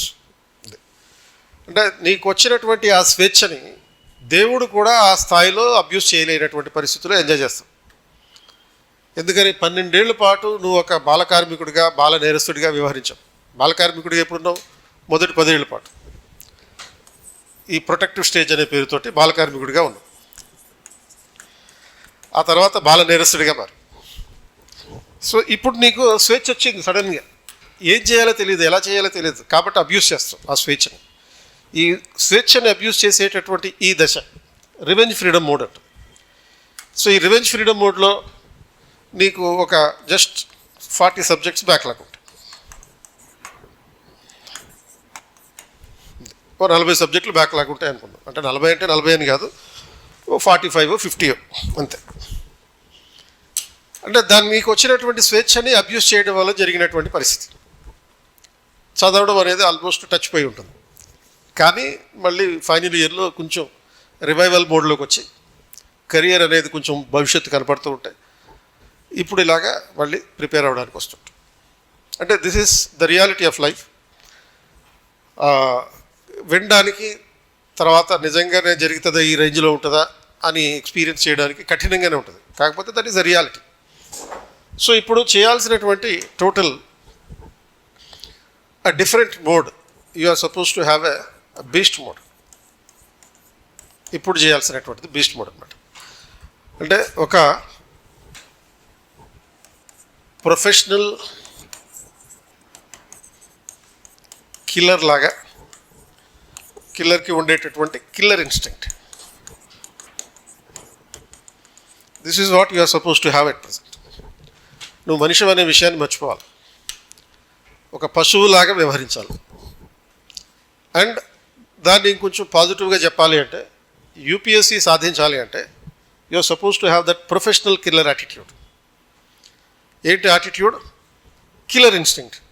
Killer instinct అంటే ఏంటి? ఒక్కసారి ఒక ప్రొఫెషనల్ కిల్లర్ ఒకరిని చంపాలి అని ఒప్పుకున్నాడంటే వాడు చచ్చిపోయినా కానీ అవతలని చంపి కానీ వాడు చచ్చిపోడు. అటువంటి ఇన్స్టింక్ట్ ఉండాలి. సేమ్ టు సేమ్ ఒక యూపీఎస్సీ ఆస్పిరెంట్ ఒక్కసారి యూపీఎస్సీ సాధించాలి అని చెప్పి ఫిక్స్ అయితే నువ్వు చచ్చిపోయినా పర్లేదు, ముందైతే యూపీఎస్సీ సాధించిన తర్వాత చచ్చిపోవాలన్నట్టుగా ఉండాలి. అంటే చచ్చిపోయాక ఇంకా యూపీఎస్సీ వచ్చి ఏం లాభం అంటే రాకు. అంటే the ultimate goal in your life if UPSC, because it is the toughest exam in the world, not just in India. ప్రపంచంలోనే ఇది అతి కష్టమైనటువంటి పరీక్ష. ఇందులో కష్టమే లేదు యాక్చువల్గా, బట్ కష్టం అనుకుంటాం మనం, ఎందుకంటే అలవాటు పోయింది కదా. 8 ఏళ్ళ నుంచి ఈ సబ్జెక్టులు చదవడం అలవాటు పోయింది. అందుకనే నేను ముందే చెప్పాను, 2 సంవత్సరాలు మీరు నాకు ఇవ్వాలని చెప్పి. 720 రోజులు కనుక మీరు కనుక స్పేర్ చేయగలిగితే దెన్ దిస్ ఈజ్ పాసిబుల్. ఒక 3 hour పద్ధతిని ఫాలో అవ్వాలి. ఈ కిల్లర్ ఇన్స్టింక్ట్లో చేసేటటువంటిది ఏంటి అంటే 3 hours. ఈ routine activity, regular activity, repetitive activity, ఇది కిల్లర్ ఇన్స్టింక్ట్ అంటే డెఫినేషన్. సో దీనికి ఇది జనరల్గా ఏదో చెప్పేటటువంటి మాటలు కాదు. There is a science behind this. అంటే the nature of person who is a civils aspirant ఎలా ఉండాలి. సివిల్స్ ఆస్పిరెంట్ అయిన వాడు ఏ విధంగా ఉండాలి? You are suppose to be a bloody minded person. a bloody minded and you are supposed to be a monomaniacal.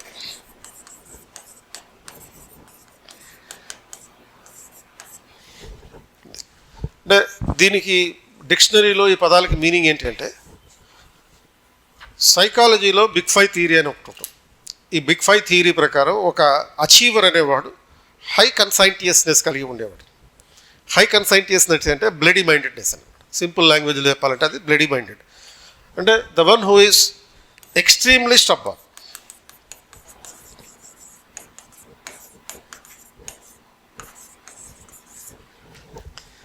అది extremely stubborn అంటే చాలా మొండి పట్టుదల కలిగిన వాడు.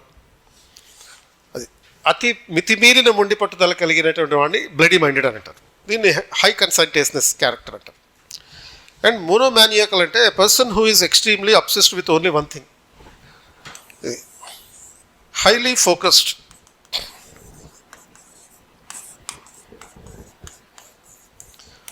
Only on one thing. ఒకే విషయం మీద పరిపూర్ణమైనటువంటి దృష్టిని కేంద్రీకరించిన వాడు. పూర్తి దృష్టి ఒకే విషయం మీద కేంద్రీకరించినప్పుడు ఏమవుతుంది? దాన్ని ఫోకస్ అంట. ఫోకస్ అయినప్పుడు డిస్ట్రాక్షన్స్ ఉండవు. డిస్ట్రాక్షన్స్ లేకపోతే నువ్వు చదివేదాన్ని, నువ్వు ఏదైతే సాధించే ప్రయత్నం చేస్తున్నావో దాన్ని నువ్వు ఆవాహన చేసుకుంటావు.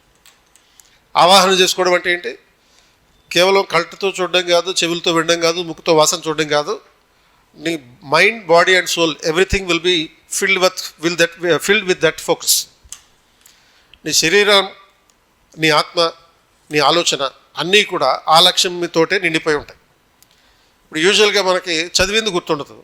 చాలామంది కంప్లైంట్ చేసేది ఏంటంటే, సార్ పాలిటీలో ఆర్టికల్స్ గుర్తుండట్లేదు. ఎందుకు గుర్తుంటే? చదివితే కదా. చదివాను సార్, మళ్ళీ అదే మాట అంటారు, చదివితే కదా గుర్తుండడానికి. చదవడం అంటే ఎలా? మోనోమానియాకల్ లాగా చదవాలి. ఎప్పుడు గుర్తుంటుంది? నీకు పనికిరాని సినిమాలు చూస్తుంటుంది, అవి గుర్తుంటాయి. ఎందుకని?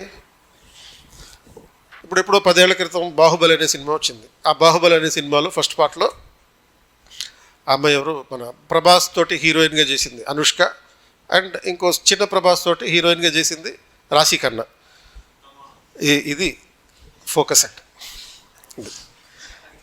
ఇది అవసరమా? అది రేపు బిట్ అడుగుతాడా, క్వశ్చన్ అడుగుతాడా? ప్రభాస్ తోటి 10 సంవత్సరాల క్రితం వచ్చినటువంటి బాహుబలిలో చిన్న ప్రభాస్ తోటి చేసినటువంటి హీరోయిన్ అవడు. ఏ రాశి ఖన్నా, బి ఎవరమ్మా తమన్నా, ఏం పెడతాడు? వెంటనే బి అని పెట్టేస్తాం. కానీ అది అడగడు కదా క్వశ్చన్. మరి అండ్ అంతేకాకుండా సపోజ్ ఈ తమన్నా అన్నారు కదా, ఓకే నో ప్రాబ్లం, నాకేం ప్రాబ్లం లేదు, తమన్నా అని గుర్తుపెట్టుకోవడం మంచిదే, ఎందుకంటే తమన్నా బాగుంటుంది కాబట్టి. ఈ తమన్నా ఒక సాంగ్లో చక్కటి ఎర్ర డ్రెస్సులో ఇట్లా ఎగురుతూ పాడుతూ ఉంటుంటారు. అప్పుడు కంగారు పడిపోతున్నారు, ఎర్ర డ్రెస్ అంటాడేంటి, నల్ల డ్రెస్ కదా అని. నలుపు కూడా కాదు సార్, మరేంటది వైట్. ఇది కూడా క్వశ్చన్ అడుగుతాడు. డ్రెస్ కూడా గుర్తుపెట్టుకుంటున్నాం. ఆ డ్రెస్సులో ఇట్లా ఎగురుతున్నప్పుడు ఆవిడ తల మీద కొన్ని పిచ్చుకలు వాళ్తాయి. అమ్మ ఇది కూడా పెద్ద ప్లాన్ వేసిండు అనుకుంటున్నాను. పిచ్చుకలు తల మీద కాదు సార్ వాలేది, నడుము మీద పిచ్చుకలు కాదు వాలేది, ఏంటవి బటర్ఫ్లైలు వాడతాయి.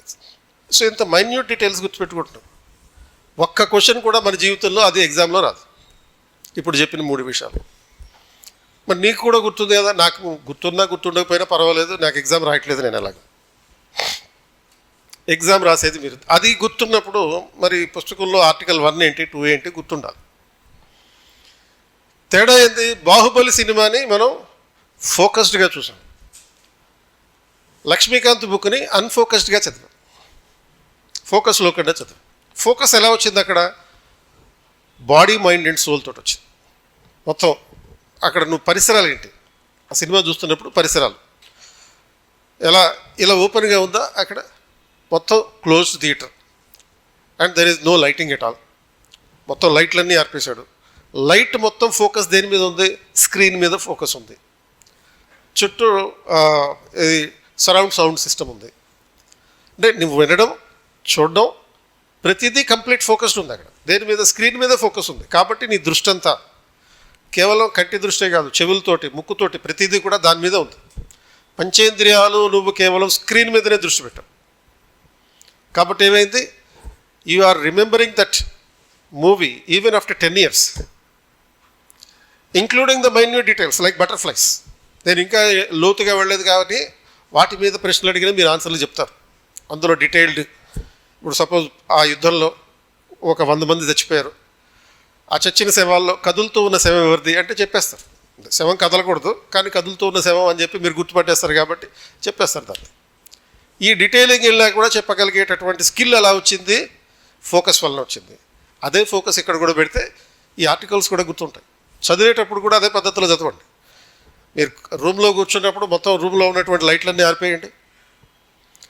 టేబుల్ మీద ఈ లైట్లు కాదు, టేబుల్ మీద మాత్రమే ఒక లైట్ ఉండాలి, టేబుల్ ల్యాంప్ ఉండాలి. మిగతా చుట్టుపక్కల లైట్లన్నీ ఆరిపోవాలి. అండ్ ఈ ఇయర్ బడ్స్ అని ఉంటాయి, ఆ ఇయర్ బడ్స్ పెట్టుకోండి. మ్యూజిక్ బడ్స్ కాదు, ఇయర్ బడ్స్, ఎయిర్ పాడ్స్ కాదు, ఇయర్ బడ్స్ అని రబ్బర్ తోటి సిలికాన్ చేసినటువంటి 2 ఉంటాయి, అవి పెట్టుకోవాలి. అంటే చుట్టుపక్కల వస్తున్నటువంటి సౌండ్లు కూడా ఏమీ వినపడవు మనకి.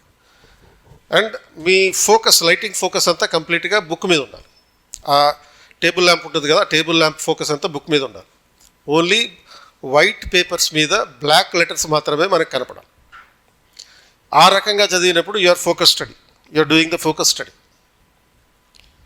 మొత్తం సర్వం మర్చిపోవడం, బాడీ, మైండ్ అండ్ సోల్ మొత్తం అంతా కూడా దాని మీద. చదివేటప్పుడు గట్టిగా చదవాలి, సైలెంట్గా అలా కాదు,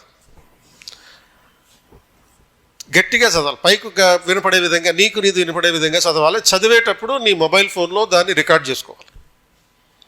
చదువుతూ గట్టిగా చదువుతూ according to article 1 India that is Bharat అని చెప్పి పైకి చదువు. చదువుతున్నప్పుడు దానికి మొబైల్లో రికార్డ్ చేస్తుంటే ఏమవుతుంది? ఆ రికార్డ్ చేసింది అలా స్టోర్ చేసుకో. రాత్రి పడుకునేటప్పుడు దాన్ని ఆన్ చేసి పడుకో. మళ్ళీ రివిజన్ అవుతుంది, నీకు తెలియకుండానే రివిజన్ అయిపోతుంది. నీ సబ్కాన్షియస్ మైండ్ అంతా దాన్ని గ్రహిస్తుంటుంది. ఇలా మోనోమానియాకల్ అంటే ఇటువంటి పనులు చేసేవాడే మోనోమానియాకల్. అంటే యూపీఎస్సీ పరీక్ష కొంచెం ఖర్చుతో కూడుకున్నది, అన్ని ఖర్చుతో కూడిన వ్యవహారాలే. నేను చెప్పినాను. అంటే ఇవన్నీ చేయాలంటే నీకు ఒక సపరేట్గా ఒక రూమ్ ఉండాలి, దాంట్లో ఒక టేబుల్ ఉండాలి, కుర్చీ ఉండాలి, దాంట్లో టేబుల్ ల్యాంప్ ఒక అడిషనల్గా కొనుక్కోవాలి. ఖర్చుతో కూడుకున్నటువంటి వ్యవహారమే, నో డౌట్ అబౌట్ ఇట్. కాబట్టి అయినా కానీ నువ్వు ఈ ప్రాసెస్లో ఖర్చు పెట్టాల్సినటువంటి అవసరం ఉంది. ఆన్ యావరేజ్ సంవత్సరానికి ఒక 5 లక్షల నుంచి 6 లక్షల వరకు ఖర్చు అవుతుంది. నీ స్టేకి కానీ, లేకపోతే నీ తిండికి కానీ, ఇలాంటి పుస్తకాలు కొనుక్కోవడానికి కానీ, ఇవన్నిటికీ కూడా. అండ్ ఈ ప్రాసెస్లో నీకు ఉండాల్సినటువంటి attitude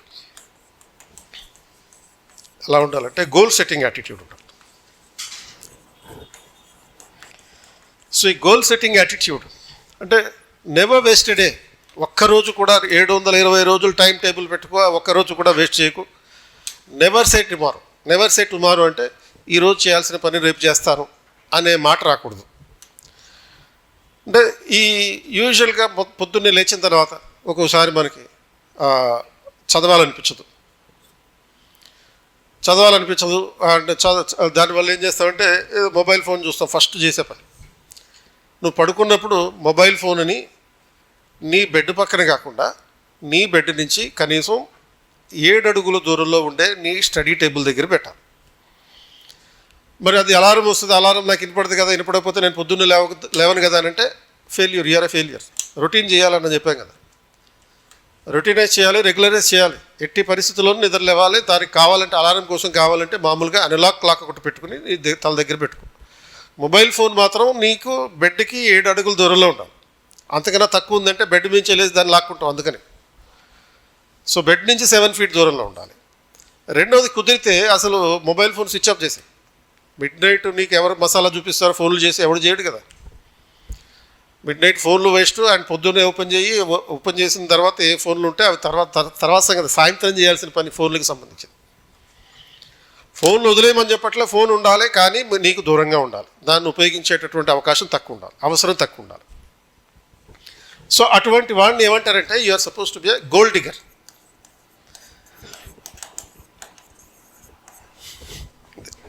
you are suppose to be a gold digger with positive empowering attitude. Goal digger అంటే ఈ 3 R's ఉన్నటువంటి వాడు. లక్ష్యాన్ని లోతుగా తవ్వుకుంటూ వెళ్ళడం. అంటే ఒక లోతుగా తవ్వుకుంటూ వెళ్ళటం అంటే ఏంటి? డిసిప్లిన్ ఉండాలి, పర్సిస్టెన్సీ ఉండాలి, and drive for self betterment. యూజువల్గా పొద్దున్నే చాలామంది లేచిన వెంటనే ఏం చేస్తామని చాలామందిని అడిగాను నేను. వాళ్ళు అంటారు, లేచిన వెంటనే నేను మోటివేషన్ వీడియోస్ చూస్తానంటారు. అది తగ్గించుకోవాలి. అదే మోటివేషన్ వీడియోలు చూడాలు, లేకపోతే గరికపాటి వాక్యాలు చూడాలు, ఇటువంటి వ్యవహారాలన్నీ మన జీవితాలను నాశనం చేసేవి, బాగు చేసేవి కావు. మోటివేషన్ వీడియో చూస్తాం, ఎంతసేపు ఉంటుంది ఆ మోటివేషన్? ఆ వీడియో ఉన్నంతసేపే ఉంటుంది, వీడియో అయిపోతుంది. నెక్స్ట్ ఏం చేస్తావు? సరిపోదు నీకు, అది నాకు ఇంకా కావాలి మోటివేషన్ అని చెప్పి ఇంకో వీడియో చూస్తాం. సరిపోతుందా? సరిపోదు. అంటే నీ జీవితం సగం దేంట్లో పోయింది? ఈ వీడియోలు చూడడంలో పోయింది. మరి మోటివేషన్ ఏడా? దాన్ని ప్రాక్టికల్గా ఉపయోగించేది ఎప్పుడు నువ్వు? ఇక motivation, external motivation are internal motivation never work towards your goal. ఈ సక్సెస్ అనేది మోటివేషన్ తోటి రాదు. అదేంటి ఇంపాక్ట్ అని చెప్పి ఒకటి పెడుతుంటారు. 10 రోజుల పాటు మోటివేషన్ చేస్తుంటారు. 50 మంది, రోజుకు ఒక 10 మంది వచ్చి మోటివేషన్ చేస్తూ ఉంటారు. అట్లా 50 మంది 60 మంది ఇట్లా మోటివేషన్ చేస్తూ ఉంటారు. అండ్ 10 రోజుల పాటు అటెండ్ అవుతారు. అటెండ్ అయిన తర్వాత ఏమవుతారండి? మార్కెటింగ్ ఎగ్జిక్యూటివ్స్ అవుతారు. ఎవరికి మార్కెటింగ్ ఎగ్జిక్యూటివ్స్ అవుతారు? మీరు చూడండి, ప్రతి ఒక్కరిని చూడండి, ఆల్మోస్ట్ 90% మార్కెటింగ్ ఎగ్జిక్యూటివ్స్ ఏదైతే రియల్ ఎస్టేట్ కంపెనీలో పనిచేస్తున్నారో వాళ్ళు ఆ 10 రోజుల పాటు మోటివేషన్ లెక్చర్లకి అటెండ్ అయినోడే. దీనికి స్పాన్సర్ చేస్తాడు చూడు, వాడు కంపెనీ పెడతాడు. ఏది? ఈ మోటివేషన్ లెక్చర్లకి స్పాన్సర్ చేసినోడు కంపెనీ పెట్టాడు. ఈ 10 రోజులు అటెండ్ అయినోడు దాంట్లో ఒక మార్కెటింగ్ ఎగ్జిక్యూటివ్ అవుతున్నాడు. అండ్ ఈ రియల్ ఎస్టేట్ వ్యాపారం చేసేవాడికి సహాయం పడుతున్నాడు. మోటివేషన్ లెక్చర్లు చేయడం వల్ల మన గోల్స్ మనం గోల్ ఉన్నవాడికి గోల్ అచీవ్ చేసి పెడతాం. మోటివేషన్ లెక్చర్లు వదిలేసేయండి. చేయాల్సిందంటే ప్రొసీజర్. ఆ ప్రొసీజర్ ఎలా ఉండాలో చెప్పాను, డిసిప్లిన్ ప్రకారం ఉండాలి. ఆ డిసిప్లిన్ ఎలా ఉండాలో చెప్పాను. Routine, regular and repetitive. ఒకే పనిని రొటీన్గా చేయడం అనే దాని మీద ఆధారపడి ఉంటుంది. So there is a science of productivity and cognitive performance. అంటే మన పని ఏ విధంగా పెంచుకోవాలి అంటే దానికి ఏం చేయాలి? Performance improvisation.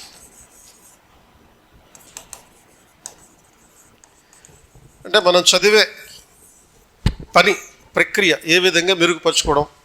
అంటే there is something called chronobiology. So ఈ క్రోనోబయాలజీ ఏం చెప్తుందంటే maximum brain capacity in the day begins in the morning. ఒక రోజులో బ్రెయిన్కి సంబంధించినటువంటి మ్యాక్సిమం కెపాసిటీ అనేది మార్నింగ్ టైంలో ఉంటుంది. అంటే brain has its maximum performance in the morning. అది గ్రాడ్యువల్గా డేలో ఎండ్ అయ్యేటప్పటికి మెల్లమెల్లగా తగ్గుతూ ఉంటుంది. ఎందుకంటే డే మొత్తం మనం పొద్దున్న లేచినప్పుడు ఫ్రెష్గా నిద్ర లేచాం కాబట్టి ఆ ఫ్రెష్గా నిద్ర లేచిన తర్వాత బ్రెయిన్ రియాక్టివేట్ అయి ఉంటుంది, రిఫ్రెష్ అయి ఉంటుంది. కాబట్టి బ్రెయిన్ సబ్జెక్ట్ని బాగా నేర్చుకోగలుగుతుంది ఆ టైంలో. కాబట్టి ఈ క్రోనోబయాలజీ ప్రకారం అర్లీ మార్నింగ్ లేవమనేది అందుకనే. దానికి మన భారతీయ సాంప్రదాయంలో పెట్టిన పేరు ఏంటంటే బ్రహ్మ ముహూర్తం, పాజిటివ్ ఎనర్జీ. ఆ టైంలో వచ్చేటటువంటి పాజిటివ్ ఎనర్జీ, ఎందుకంటే ఆ టైంలో మన బ్రెయిన్ రిఫ్రెష్ అయి ఉంటుంది కాబట్టి. And then you have to follow pomodoro technique.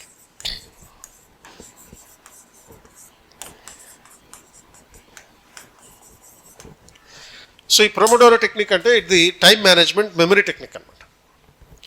అంటే దీనికి ప్రొమోడోరో అనే ఒక యాప్ ఉంది. ఆ ప్రొమోడోరో అనే యాప్ని మీరు డౌన్లోడ్ చేసుకుని ఒక రోజు మొత్తాన్ని ఏ విధంగా ప్లాన్ చేసుకోవచ్చు చెప్తారు. అంటే మనం చదివేటప్పుడు సపోజ్ ఈ ప్రొమోడోరో టెక్నిక్ ద్వారా స్టడీ టెక్నిక్ ఎలా ఉంటుందంటే ఇప్పుడు ఒక 1 అవర్ ప్లాన్ చేసుకున్నాం. ఈ 1 అవర్లో 45 ప్లస్ 10 ప్లస్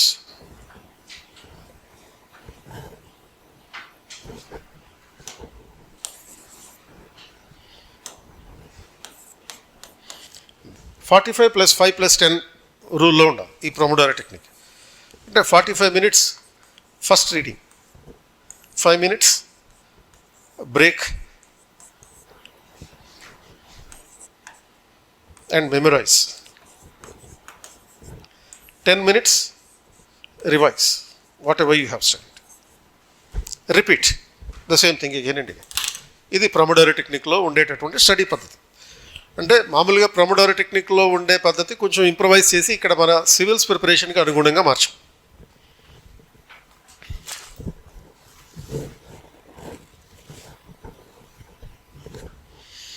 అది సో ఈ పద్ధతిలో ఒక కంటిన్యూస్గా మనం రోజుకి 10 గంటలు చదవగలమా అంటే చదవచ్చు ఈ పద్ధతిలో వెళ్తే. ఎందుకంటే రోజుకి మినిమం 10 గంటలు చదవాలి, 10+ అవర్స్ చదవాలి. ఇన్ఫ్యాక్ట్ 10 గంటలు చదివితే అదే suppose if you're attending the క్లాసులు అటెండ్ అయింది కూడా చదవడం కింద లెక్క. సో ఒక కంటిన్యూస్గా 10 గంటలు అయితే మనం చదివేలేం.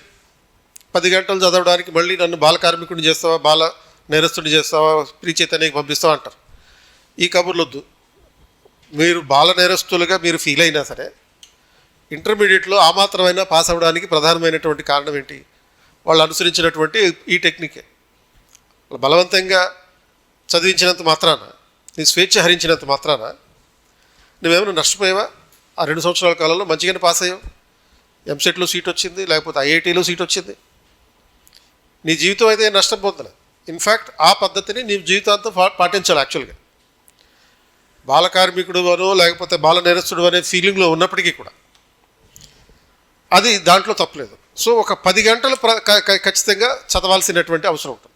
10+ అవర్స్. ఇన్ఫ్యాక్ట్ 10 అవర్స్ చదవాలి అంటే ఇది పద్ధతి. 45 మినిట్స్ చదవడం, 5 మినిట్స్ రిలాక్స్ అవుతూ మళ్ళీ గుర్తు తెచ్చుకోవడం, అండ్ చివరి 10 నిమిషాల్లో మళ్ళీ దాన్ని రివిజన్ చేయడం. ఈ రకంగా చేస్తే మాత్రమే నీకు గుర్తుంటాయి. Don't read anything that you cannot revise. ఇది ఒకటి గుర్తుపెట్టుకోవాలి. Never read anything that you cannot revise. Revision చేయలేని సబ్జెక్ట్ ఏది చదవద్దు. సింపుల్గా రివిజన్ చేసే సబ్జెక్ట్ మాత్రమే చదువు, చేయగలిగితేనే చదువు. సో ఈ ప్రొమోడోరో టెక్నిక్ ఆఫ్ మెమరీ. తర్వాత న్యూట్రిషనల్ న్యూరోసైన్స్ అనేది ఒకటి. న్యూట్రిషనల్ న్యూరోసైన్స్ అంటే న్యూట్రిషనల్ న్యూరో సైన్స్ అని అంటే neuro is about your brain, nutrition అంటే ఫుడ్. మీరు సక్సెస్ అవ్వాలి అంటే మీరు తినే ఫుడ్ని కూడా రొటీన్ చేయాలి, రెగ్యులరైజ్ చేయాలి, పద్ధతి ప్రకారం తినాలి. పద్ధతి ప్రకారం తింటేనే మన బ్రెయిన్ కెపాసిటీ అనేది కూడా పెరుగుతుంది. అంటే this nutritional neuro science suggest that there is a link between what you eat and what you read. నువ్వు తినేదానికి నువ్వు చదివేదానికి సంబంధం ఉంది. అంటే తినేదానికి చదివేదానికి సంబంధం అంటే ఏంటి? నీ డైట్లో గ్లూకోజ్, ప్రోటీన్, ఫైబర్స్ ఈ మూడు ఎక్కువగా ఉంటాయి, నీ బ్రెయిన్ పర్ఫార్మెన్స్ పెరుగుతుంది. ఈ మూడింటి కాకుండా వేరే ఉన్నాయనుకో బ్రెయిన్ పర్ఫార్మెన్స్ తగ్గుతుంది, మెమరీ లెవెల్స్ అనేవి తగ్గుతాయి. ఇప్పుడు సపోజ్ మటన్ తింటాం అనుకో, మటన్ తినేవాడికి మెమరీ కొంచెం తక్కువ ఉంటుంది. ఎందుకంటే there is a thin line between your body and your brain. అంటే మన బ్రెయిన్లో ఉండేటటువంటి సెల్స్కి తర్వాత ఒక మిగతా శరీరానికి మధ్య ఒక బ్లడ్ కనెక్టివిటీ ఉంటుంది. ఆ thin line of blood connectivity will filter what you are eating. అంటే నువ్వు తిన్నది అరిగి నీ బ్రెయిన్కి రీచ్ అవ్వాలి. సో మనం మటన్ తింటే అంత తొందరగా అరగదు కదా, కాబట్టి మటన్ తక్కువ తినమనేది. అందుకనే ఇప్పుడు వేదాలు చదివేవాళ్ళు మటన్, చికెన్ తినరు, కాబట్టి వాళ్ళకి ఏంటి ఎక్కువ గుర్తుంటుంది, మెమరీ ఎక్కువ ఉంటుంది వాళ్ళకి. నాన్ వెజిటేరియన్ తినకపోవడం, అరిగే వస్తువులే ఎక్కువ తింటారు వాళ్ళు. అంటే కొంతమంది మూర్ఖంగా ఆర్గ్యుమెంట్ చేస్తే నేనేం చెప్పలేను అనుకో. ఇప్పుడు ఏనుగు వెజిటేరియన్, ఇంత పెద్ద శరీరం వేసుకుని ఇట్లా ఊపుకుంటూ తిరుగుతూ ఉంటుంది. అదే ఒక పులి చిన్న జంతువు, మ్యాక్సిమం అడ్డంగా 6 అడుగులు ఉంటుంది, అది non vegetarian, pure non vegetarian. రెండింటికి శక్తి ఒకటే కదా. ఇప్పుడు ఏమంటామంటే ఇటువంటి మాటలకి నేనేం చెప్పలేను, ఎందుకంటే తెలివి రెండిట్లో దేనికి ఎక్కువ ఉంది? తెలివి పులికి ఎక్కువ ఉందా, ఏనుగుకి ఎక్కువ ఉందా? ఏనుగుకి శరీరం పెద్దదే, కానీ తన తెలివి ఎక్కువ. ఇప్పుడు ద గాడ్ ఆఫ్ ఇంటెలిజెన్స్ అని ఏ దేవుడు అంటాం? గాడ్ ఆఫ్ ఇంటెలిజెన్స్ అంటే తెలివైన దేవుడు, తెలివి కలిగిన దేవుడు అని చెప్పి ఏ దేవుడు అంటాం? వినాయకుడిని అంటాం. వినాయకుడికి వాళ్ళ నాన్నగారు తల తీసేశారు, తల తీసేసి కొత్త తల పెట్టించారు, ప్లాస్టిక్ సర్జరీ అది చేయించి. మరి ఆ తల ఎవరిది పెట్టారు? ఇంకో మనిషి తల పెట్టవచ్చు కదా. అవసరం అనుకుంటే మనిషి తల పెట్టచ్చు, లేకపోతే మేక తల పెట్టచ్చు, పిల్లి తల పెట్టచ్చు, ఆర్ ఇలా పులి బిడ్డరా నువ్వు అని చెప్పి పులి తల పెట్టచ్చు, సింహం తల పెట్టచ్చు. కానీ ఏనుగు తల ఎందుకు పెట్టాడు? ఎందుకంటే ఏనుగు తల అనేటటువంటిది ఇంటెలిజెన్స్కి సింబల్ కాబట్టి. సో అందుకని అతను ఆ పూజ చేసేటప్పుడు మనం పుస్తకాలన్నీ తీసుకెళ్ళి అక్కడ పెడతాం, స్వస్తిక్ కూడా వేస్తాం కావాలంటే పసుపుతోటి. ఎందుకు? 9 రోజుల పాటు చదవకుండా ఉండొచ్చింది. యాక్చువల్గా చదవకుండా ఉండడం కోసం కాదు, చదువుకోమని చెప్తాడు ఆయన. రాయమని చెప్పాడు, రాయడంలో మాత్రం మనం ఫెయిల్ అవుతూ ఉంటాం. యూపీఎస్సీ సక్సెస్ అవ్వాలంటే రైటింగ్ ప్రాక్టీస్ అనేది మన జీవితంలో కనీసం ఒక 40% ఉండాలి. ఇప్పుడు అదేంటది, మహాభారతం రాశాడు. ఎట్లా రాశాడు ఈ వినాయకుడు? ఎక్కడ ఆగకుండా రాశాడు. మధ్యలో పెన్ను ఇరిగిపోయింది, పెన్ను ఇరిగిపోతే ఏం చేశాడు? దంతాన్ని ఇరగొట్టి దాంతో రాశాడు తప్ప ఎక్కడ ఆగల. రాయడం ముఖ్యం అనుకున్నాడు. ఇప్పుడు ఇంకా వేరే కథ ఉంది, లోకల్ కథ. ఏంటి, ఈ దంతం విరిగిపోయింది, ఒక రాక్షసుడు కొడితే దంతం విరిగిపోయింది, ఇలాంటి కథలన్నీ నమ్మక్కర్లా. ఇవన్నీ ఓన్లీ ఎగ్జైట్మెంట్ కథలే. ఒక రాక్షసుడు కొడితే విరిగిపోవడానికి అదేమన్నా నార్మల్ దంతం కాదు, శివుడి కొడుకు తంతం అది. శివుడు కొట్టేస్తాడు, మళ్ళీ మామూలుగా ఉండదు. శివుడితో పెట్టుకున్నామంటే వాళ్ళ అబ్బాయితో పెట్టుకుంటే అసలు కుదరదు. ఎవడో కొడితే ఇరిగింది దంతం కాదు అది, తనే ఇరగొట్టుకునేది. దాని ఆ పెన్ను ఇరిగిపోయిందని చెప్పి దాన్ని ఉపయోగించడం ఆల్టర్నేటివ్గా తప్ప ఎవరో ఇరగొడితే ఇరగొట్టినటువంటి దంతం కాదు. కాబట్టి ఇంటెలిజెన్స్కి సింబల్ అది ఏనుగు. వెజిటేరియన్ తినడం వల్ల ఆ ఏనుగు తల వినాయకుడికి తల అయింది. కాబట్టి వెజిటేరియన్ తినమని ఇప్పుడే నేను ప్రబోధనలు చేయట్లేదు, నాన్ వెజ్ తినొద్దని చెప్పట్లేదు, వారానికి ఒకసారి తినండి అంతే. ఎందుకంటే మనం తినే డైట్లో high sugars, high calories diets కనుక ఉంటే షుగర్ క్రాష్ అవుతుంది. షుగర్ క్రాష్ అయితే నిద్ర వస్తుంది, ఎక్కువ నిద్ర వచ్చేస్తుంది. సో హై ప్రోటీన్ లో షుగర్ ఫ్యాట్ అనే ఈ సిస్టమ్ అనేదాన్ని అలవాటు చేసుకోవాలి. బ్రేక్ఫాస్ట్లో ఇడ్లీలు, తర్వాత ఈ బాయిల్డ్ ఎగ్ వైట్స్, ఇటువంటి కనీసం ఒక 5 గుడ్లు వైట్స్ తినాలి. యాక్చువల్లీ ఖర్చుతో కూడుకున్న పని అని చెప్పే కదా. మన ఫుడ్ కూడా కొంచెం ఖర్చుతో కూడుకున్నటువంటి వ్యవహారమే. మిల్లెట్స్ ఎక్కువ తినాలి, రైస్ తగ్గించాలి, బ్రౌన్ రైస్ తినాలి ఎక్కువ. ఇవన్నీ రొటీన్గా చాలా బోరు కొట్టేదని చెప్పాను. ఓన్లీ సబ్జెక్టులే కాదు, మన లైఫ్ స్టైల్ కూడా 2 సంవత్సరాల పాటు ఇలా బోరు కొట్టే విధంగా చేస్తేనే జీవితం మీద ఆసక్తి ఉంటుందా? ఇలా చేస్తే మరి జీవితం మీద ఆసక్తి ఉండకపోవచ్చు, కానీ భవిష్యత్తు మీద ఆశ కలుగుతుంది. ఎవడైతే ఇవన్నీ చేయగలుగుతాడో, పొద్దున్న ఇడ్లీ సాంబార్ కానీ, బాయిల్డ్ ఎగ్స్ 4 కానీ, తర్వాత లంచ్లో హై ఫైబర్ ఉన్నటువంటి, హై ప్రోటీన్ ఉన్నటువంటి సాంబారు, లేకపోతే ఈ brown rice, millets, boiled chicken, curd rice ఇటువంటివి తినాలి. డిన్నర్లో కూడా అంత. ఇలాంటివి తిన్నప్పుడే మనం ప్రశాంతంగా ఉండగలుగుతాం. ఎందుకంటే సపోజ్ డబుల్ మసాలాతో నువ్వు బిర్యానీ తిన్నావు అనుకో, వెంటనే వచ్చేదాన్ని ఏమంటారు? జ్ఞానం అనరు, నిద్ర అంటారు. జ్ఞానం రాదు, నిద్ర వస్తుంది. కాబట్టి ప్రతి క్షణం కూడా నువ్వు యాక్టివ్గా ఉండేటట్టు చేసేటటువంటిదే ఈ diet. So there is a direct link between diet and your brain capacity. దాన్ని ఏమన్నారంటే న్యూట్రిషనల్ న్యూరో సైన్స్ అని అంటారు. అండ్ తర్వాత ఈ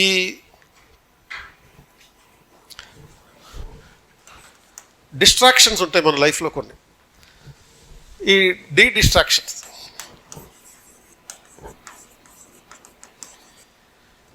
డిస్ట్రాక్షన్ స్ట్రాటజీ అంటే మనని డిస్టర్బెన్స్ చేసేటటువంటి వ్యవహారాలు ఏవైతే ఉంటాయో వాటిని పక్కకు మళ్లించడం. ఎలాంటి డిస్ట్రాక్షన్స్ అంటే first digital distraction and social distraction, then psychological distractions, environmental distractions. So మన చుట్టూ ఉండే శబ్దాలు లేకపోతే ఇతరత్ర వ్యవహారాలు, వాటిని అధిగమించడానికి ఎలా చదవాలో చెప్పారు. ఒక క్లోజ్డ్ రూమ్లో ఉండి చదువుకోవాలని చెప్పి, అది ఎన్విరాన్మెంటల్ డిస్ట్రాక్షన్, పెద్ద ఇష్యూ కాదు. అన్నిటికన్నా పెద్ద ఇష్యూ ఏంటంటే ఫస్ట్లో ఉన్నటువంటి డిజిటల్ డిస్ట్రాక్షన్, మన మొబైల్ ఫోన్, మన స్క్రీన్ టైం. సో ఈ స్క్రీన్ టైంని ఎవరైతే జీవితంలో ఒక 45 నిమిషాలకి తగ్గిస్తారో వాళ్ళు సక్సెస్ అవుతారు.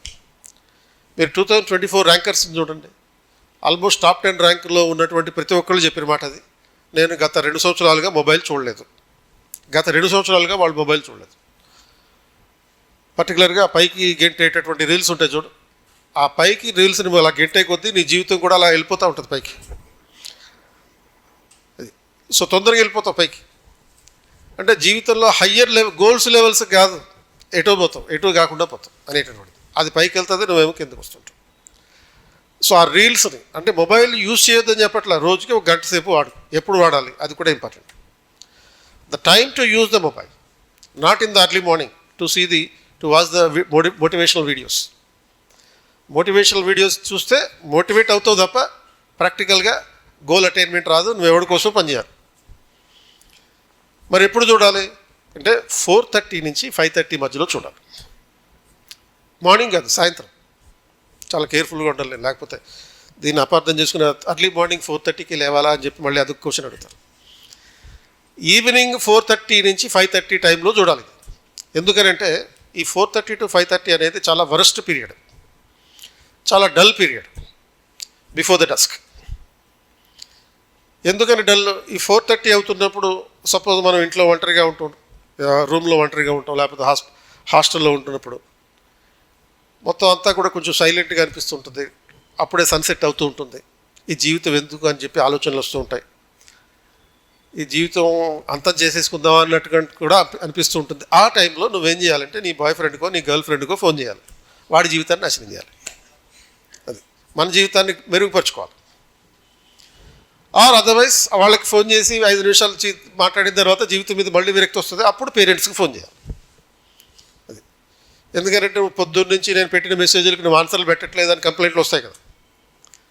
అసలు నా మీద నీకు ప్రేమ అయిపోయింది అని అంటావు. అవును, ప్రేమ పోయింది అని చెప్పే ధైర్యం లేదు నీకు. ఎందుకంటే అక్కడ గర్ల్ ఫ్రెండ్ మిస్ అయితే మళ్ళీ వస్తారో లేదా అని చెప్పి పోతే పోనీ, యాక్చువల్గా పోతే పోనీయాలి. కానీ ఆ 5 నిమిషాల తర్వాత మళ్ళీ నీ జీవితంలో నీకు ఆశ రావాలంటే పేరెంట్స్కి ఫోన్ చేయి. నువ్వు ఎంత వరస్ట్ పొజిషన్లో ఉన్నా కానీ మళ్ళీ నీకు జీవితం మీద ఆశ కలిగించేదాన్నే అమ్మ అంటారు. అది సో కాబట్టి మమ్మీకి ఫోన్ చేయి. జీవితం మీద ఆశ పోవాలనుకో గర్ల్ ఫ్రెండ్కి ఫోన్ చేయి. అది ఆటోమేటిక్గా జీవితంలో ఉండాల్సినటువంటి ఆశ అంతా కూడా నశించిపోతుంది. కాబట్టి ఫస్ట్ వాళ్ళకి చేసి వాళ్ళ జీవితానికి ఆశ కలిగించి నెక్స్ట్ నీ జీవితం మీద కూడా కొంచెం ఇంట్రెస్ట్ కావాలి కాబట్టి అమ్మకి ఫోన్ చేయి. కొంచెంసేపు అలా ఈ మొబైల్ ఫోన్ని ఈ అన్ప్రొడక్టివ్ టైంలో ఉపయోగించుకో. 4:30 to 5:30 most unproductive time in the day. Most productive time in the day in the morning. ఆ టైంలో చదువుకో, లేకపోతే క్లాస్కి రా. జనరల్గా పొద్దున్నే లేచి ఏం చేయాలని చెప్పారు చిన్నప్పటి నుంచి? జిమ్కి వెళ్ళాలి, మోహం కడుక్కోవాలి, స్నానం చేయాలి అని చెప్పారు. ఇవన్నీ అక్కర్లేదు. ఓన్లీ బ్రష్ చేసుకో, బాతింగ్ చేయి, ఒక ఫ్రూట్ తిను. మార్నింగ్ 6:30కు 7కు లేచిన తర్వాత బ్రేక్ఫాస్ట్ చేయక అప్పుడే. లేచిన వెంటనే బ్రష్ చేయి, లేకపోతే పక్కోడు నిలబడలేడు నీ పక్కన. తర్వాత బ్యాతింగ్ చేయి, ఆ తర్వాత ఒక ఫ్రూట్ తిను. ఒక బనానా కానీ, లేకపోతే యాపిల్ కానీ, లేకపోతే ఒక 4 ఆరెంజెస్ కానీ తింటే రాత్రి మొత్తం ఆల్మోస్ట్ 7 hours పడుకున్నావు కదా. అసలు ఫస్ట్ లేవగానే బ్రష్ చేయగానే ఒక గ్లాస్ వాటర్ తాగు. గ్లాస్ వాటర్ అంటే ఒక 200 ml, మరి లీటర్లు అక్కర్లా. మరి అసలే నీటి ఎద్దడి ఉంది దేశంలో. లీటర్ తాగేస్తే వచ్చేదాన్ని యూరిన్ అంటారు, హైడ్రేషన్ కాదు. కాబట్టి ఒక 200 ml ఒక గ్లాస్ వాటర్ తాగితే చాలు. తాగి ఒక ఫ్రూట్ తినాలి. అప్పుడు క్లాస్కి వస్తూ ఆప్షనల్ క్లాస్ 8 o'clock నుంచి 9:30 వరకు ఉంటుంది. 9:30 to 10 వరకు బ్రేక్ ఉంటుంది. ఆ బ్రేక్లో బ్రేక్ఫాస్ట్ చేయాలి. జిమ్కి వెళ్ళొద్దా సార్, మరి ఫిజికల్ స్ట్రెంగ్త్ కూడా ఇంపార్టెంటే కదా అని అంటే ఇప్పుడు అక్కర్లేదు. అప్పుడు చేసినప్పుడు చేసి, ఇప్పుడైతే అక్కర్లేదు. జిమ్కి వెళ్ళేటటువంటి టైం వేస్ట్ ఇప్పుడు చేయొద్దు. ఎందుకంటే జిమ్కి వెళ్ళడం అంటే అరగంట ముందు ప్రిపేర్ అవ్వాలి. ఎందుకంటే కలర్ఫుల్ డ్రెస్సులు వేసుకుని అక్కడ లేడీస్ కూడా వస్తారు కాబట్టి చక్కగా ఉండాలి. కాబట్టి అరగంట ముందు ప్రిపేర్ అవుతాం. వెళ్ళడానికి ఒక అరగంట, అక్కడ ఒక గంట చేస్తాం, 2 గంటలు అయింది. తర్వాత మళ్ళీ ఇంటికి రావడానికి ఒక అరగంట, రిలాక్స్ అవ్వడానికి ఇంకో అరగంట. ఎందుకంటే జిమ్ బాడీ మళ్ళీ రిలాక్స్ అవ్వాలి, ఆ మజిల్స్ అన్నీ ఫ్లెక్సిబుల్ అవ్వాలి. ఎంత అయింది? ఆల్మోస్ట్ నువ్వు గంట సేపు జిమ్ చేస్తే 3 గంటలు పోయినాయి. 3 గంటలు వేస్ట్ అవుతుంది. పొద్దున్నే 3 గంటలు టైం వేస్ట్ చేసే అంత లగ్జరీ నీకు లేదు. ఈ లగ్జరీ కావాలనుకుంటే సాయంత్రం పెట్టుకో, 5:30 to 6:30 పెట్టుకో. జిమ్ చేయాలనుకుంటే 5:30 to 6:30 పెట్టుకో. అది అవసరం కూడా లేదు యాక్చువల్గా. ఈ 2 ఏళ్ల పాటు నీకు కావాల్సింది brain gymnasium, not physical gymnasium. Maximum నువ్వేం చేయాలంటే ఈవినింగ్ టైంలో ఒక అరగంట చిన్న ఎక్సర్సైజ్ చేయి, ఇంట్లోనే చేసుకో. మ్యాక్సిమం ఫిట్గా ఉండాలంతే. 6 pack బాడీ 8 pack బాడీ అక్కర్లేదు. ఫిట్గా ఉండడం అంటే ఏంటి? కింద పడిన దాన్ని నీ అంతటి నువ్వు తీసుకొని నిలబడగలగడం, నీ బెల్ట్ మీద ఏం పేరుందో చూసుకోగలగడం. ఈ 2 చూసుకుంటే చాలు. ఆ 2 చేయగలిగితే చాలు, you're a fit person. So otherwise you're not a fit person. ఆ ఫిట్నెస్ అనేది మెయింటైన్ చేస్తే చాలు, జిమ్ బాడీ అక్కర్లేదు. ఈ 2 ఏళ్ల పాటు చేయాల్సింది. సో ఈ నీ ఫిక్స్డ్ టైం టేబుల్, ఇదే రొటీన్ ప్రతిరోజు జరిగితే then you are a routine person, repetitive person, regular person, and you are a 3R person. అంటే ఏంటి? Disciplined person. చదువు విషయంలో కూడా ఏమేమి జరగాలి? పొద్దున్న 8 o'clock 8 to 9:30 optional class, 10 to 1 వరకు GS class. 10 to 1 peak level of your receiving capacity. Breakfast ignore చేయకండి. బ్రేక్ఫాస్ట్ కూడా ఈ న్యూరో సైన్స్ ప్రకారం కంపల్సరీగా తినాలి. అది మన బ్రెయిన్ని రియాక్టివేట్ చేస్తుంది. సో ఈ 10 to 1 ఏమో ఈ జిఎస్ క్లాసెస్, 1 to 2 లంచ్ టైంలో ఎలాంటి లంచ్ తినాలో చెప్పాను. ఆ తర్వాత ఈ 1 to 2 గంట సేపు తినవు కదా, మ్యాక్సిమం 15-20 నిమిషాల్లో తినేయాలి. ఒక 20 minutes ఒక పవర్ న్యాప్ తీసుకోవాలి. Not more than 20 minutes in a seat, not on a bed. ఒక కుర్చీలో పవర్ న్యాప్. బెడ్ మీద పడుకోవద్దు. బెడ్ మీద పడుకున్నామంటే ఆ 15 నిమిషాలు అనేది అరగంట అవుతుంది, అరగంట అనేది గంట అయిపోతుంది. సో బ్రెయిన్ని రియాక్టివేట్ చేయడానికి ఇది మళ్ళీ కావాలి. ఈ పవర్ న్యాప్ అనేది అవసరం. అది అయిపోయిన తర్వాత మళ్ళీ ఈవినింగ్ ఈ ఆఫ్టర్నూన్ సెషన్ ఉంటుంది. అది ఈ మీరు చదువుకునేది 2 నుంచి 4:30 వరకు ఒక MCQs ప్రాక్టీస్ చేయడం, లేకపోతే ఆన్సర్ రైటింగ్ ప్రాక్టీస్ చేయడం, పొద్దున్నుంచి చదివింది ఏదైతే క్లాసులకు అటెండ్ అయ్యి చూసారో వాటన్నిటిని రివిజన్ చేయడం. ఈ రివిజన్ చేయడం అనేది 2 to 4 జరగాలి. అండ్ 2 to 4 రివిజన్ చేసుకున్న తర్వాత 4 to 4:30 దాని మీద ఒకసారి ఒక రైటప్ తయారు చేసుకో. దాన్ని 4:30కి ఏం చేయాలో చెప్పాను ఆల్రెడీ. ఫోన్లు చేయి. 4:30 to 5:30. 5:30కి ఒక అరగంట సేపు ఎక్సర్సైజ్ చేయి. మళ్ళీ రిఫ్రెష్ అవ్వు, స్నానం చేయి. 2 సార్లు స్నానం చేయాలని చెప్పింది. పొద్దున్న ఒకసారి, సాయంత్రం కూడా. కుదిరితే 3 సార్లు పడుకునే ముందు. స్నానం చేసిన తర్వాత 6 to 8 ఇంకో సెషన్ ఆఫ్ స్టడీ.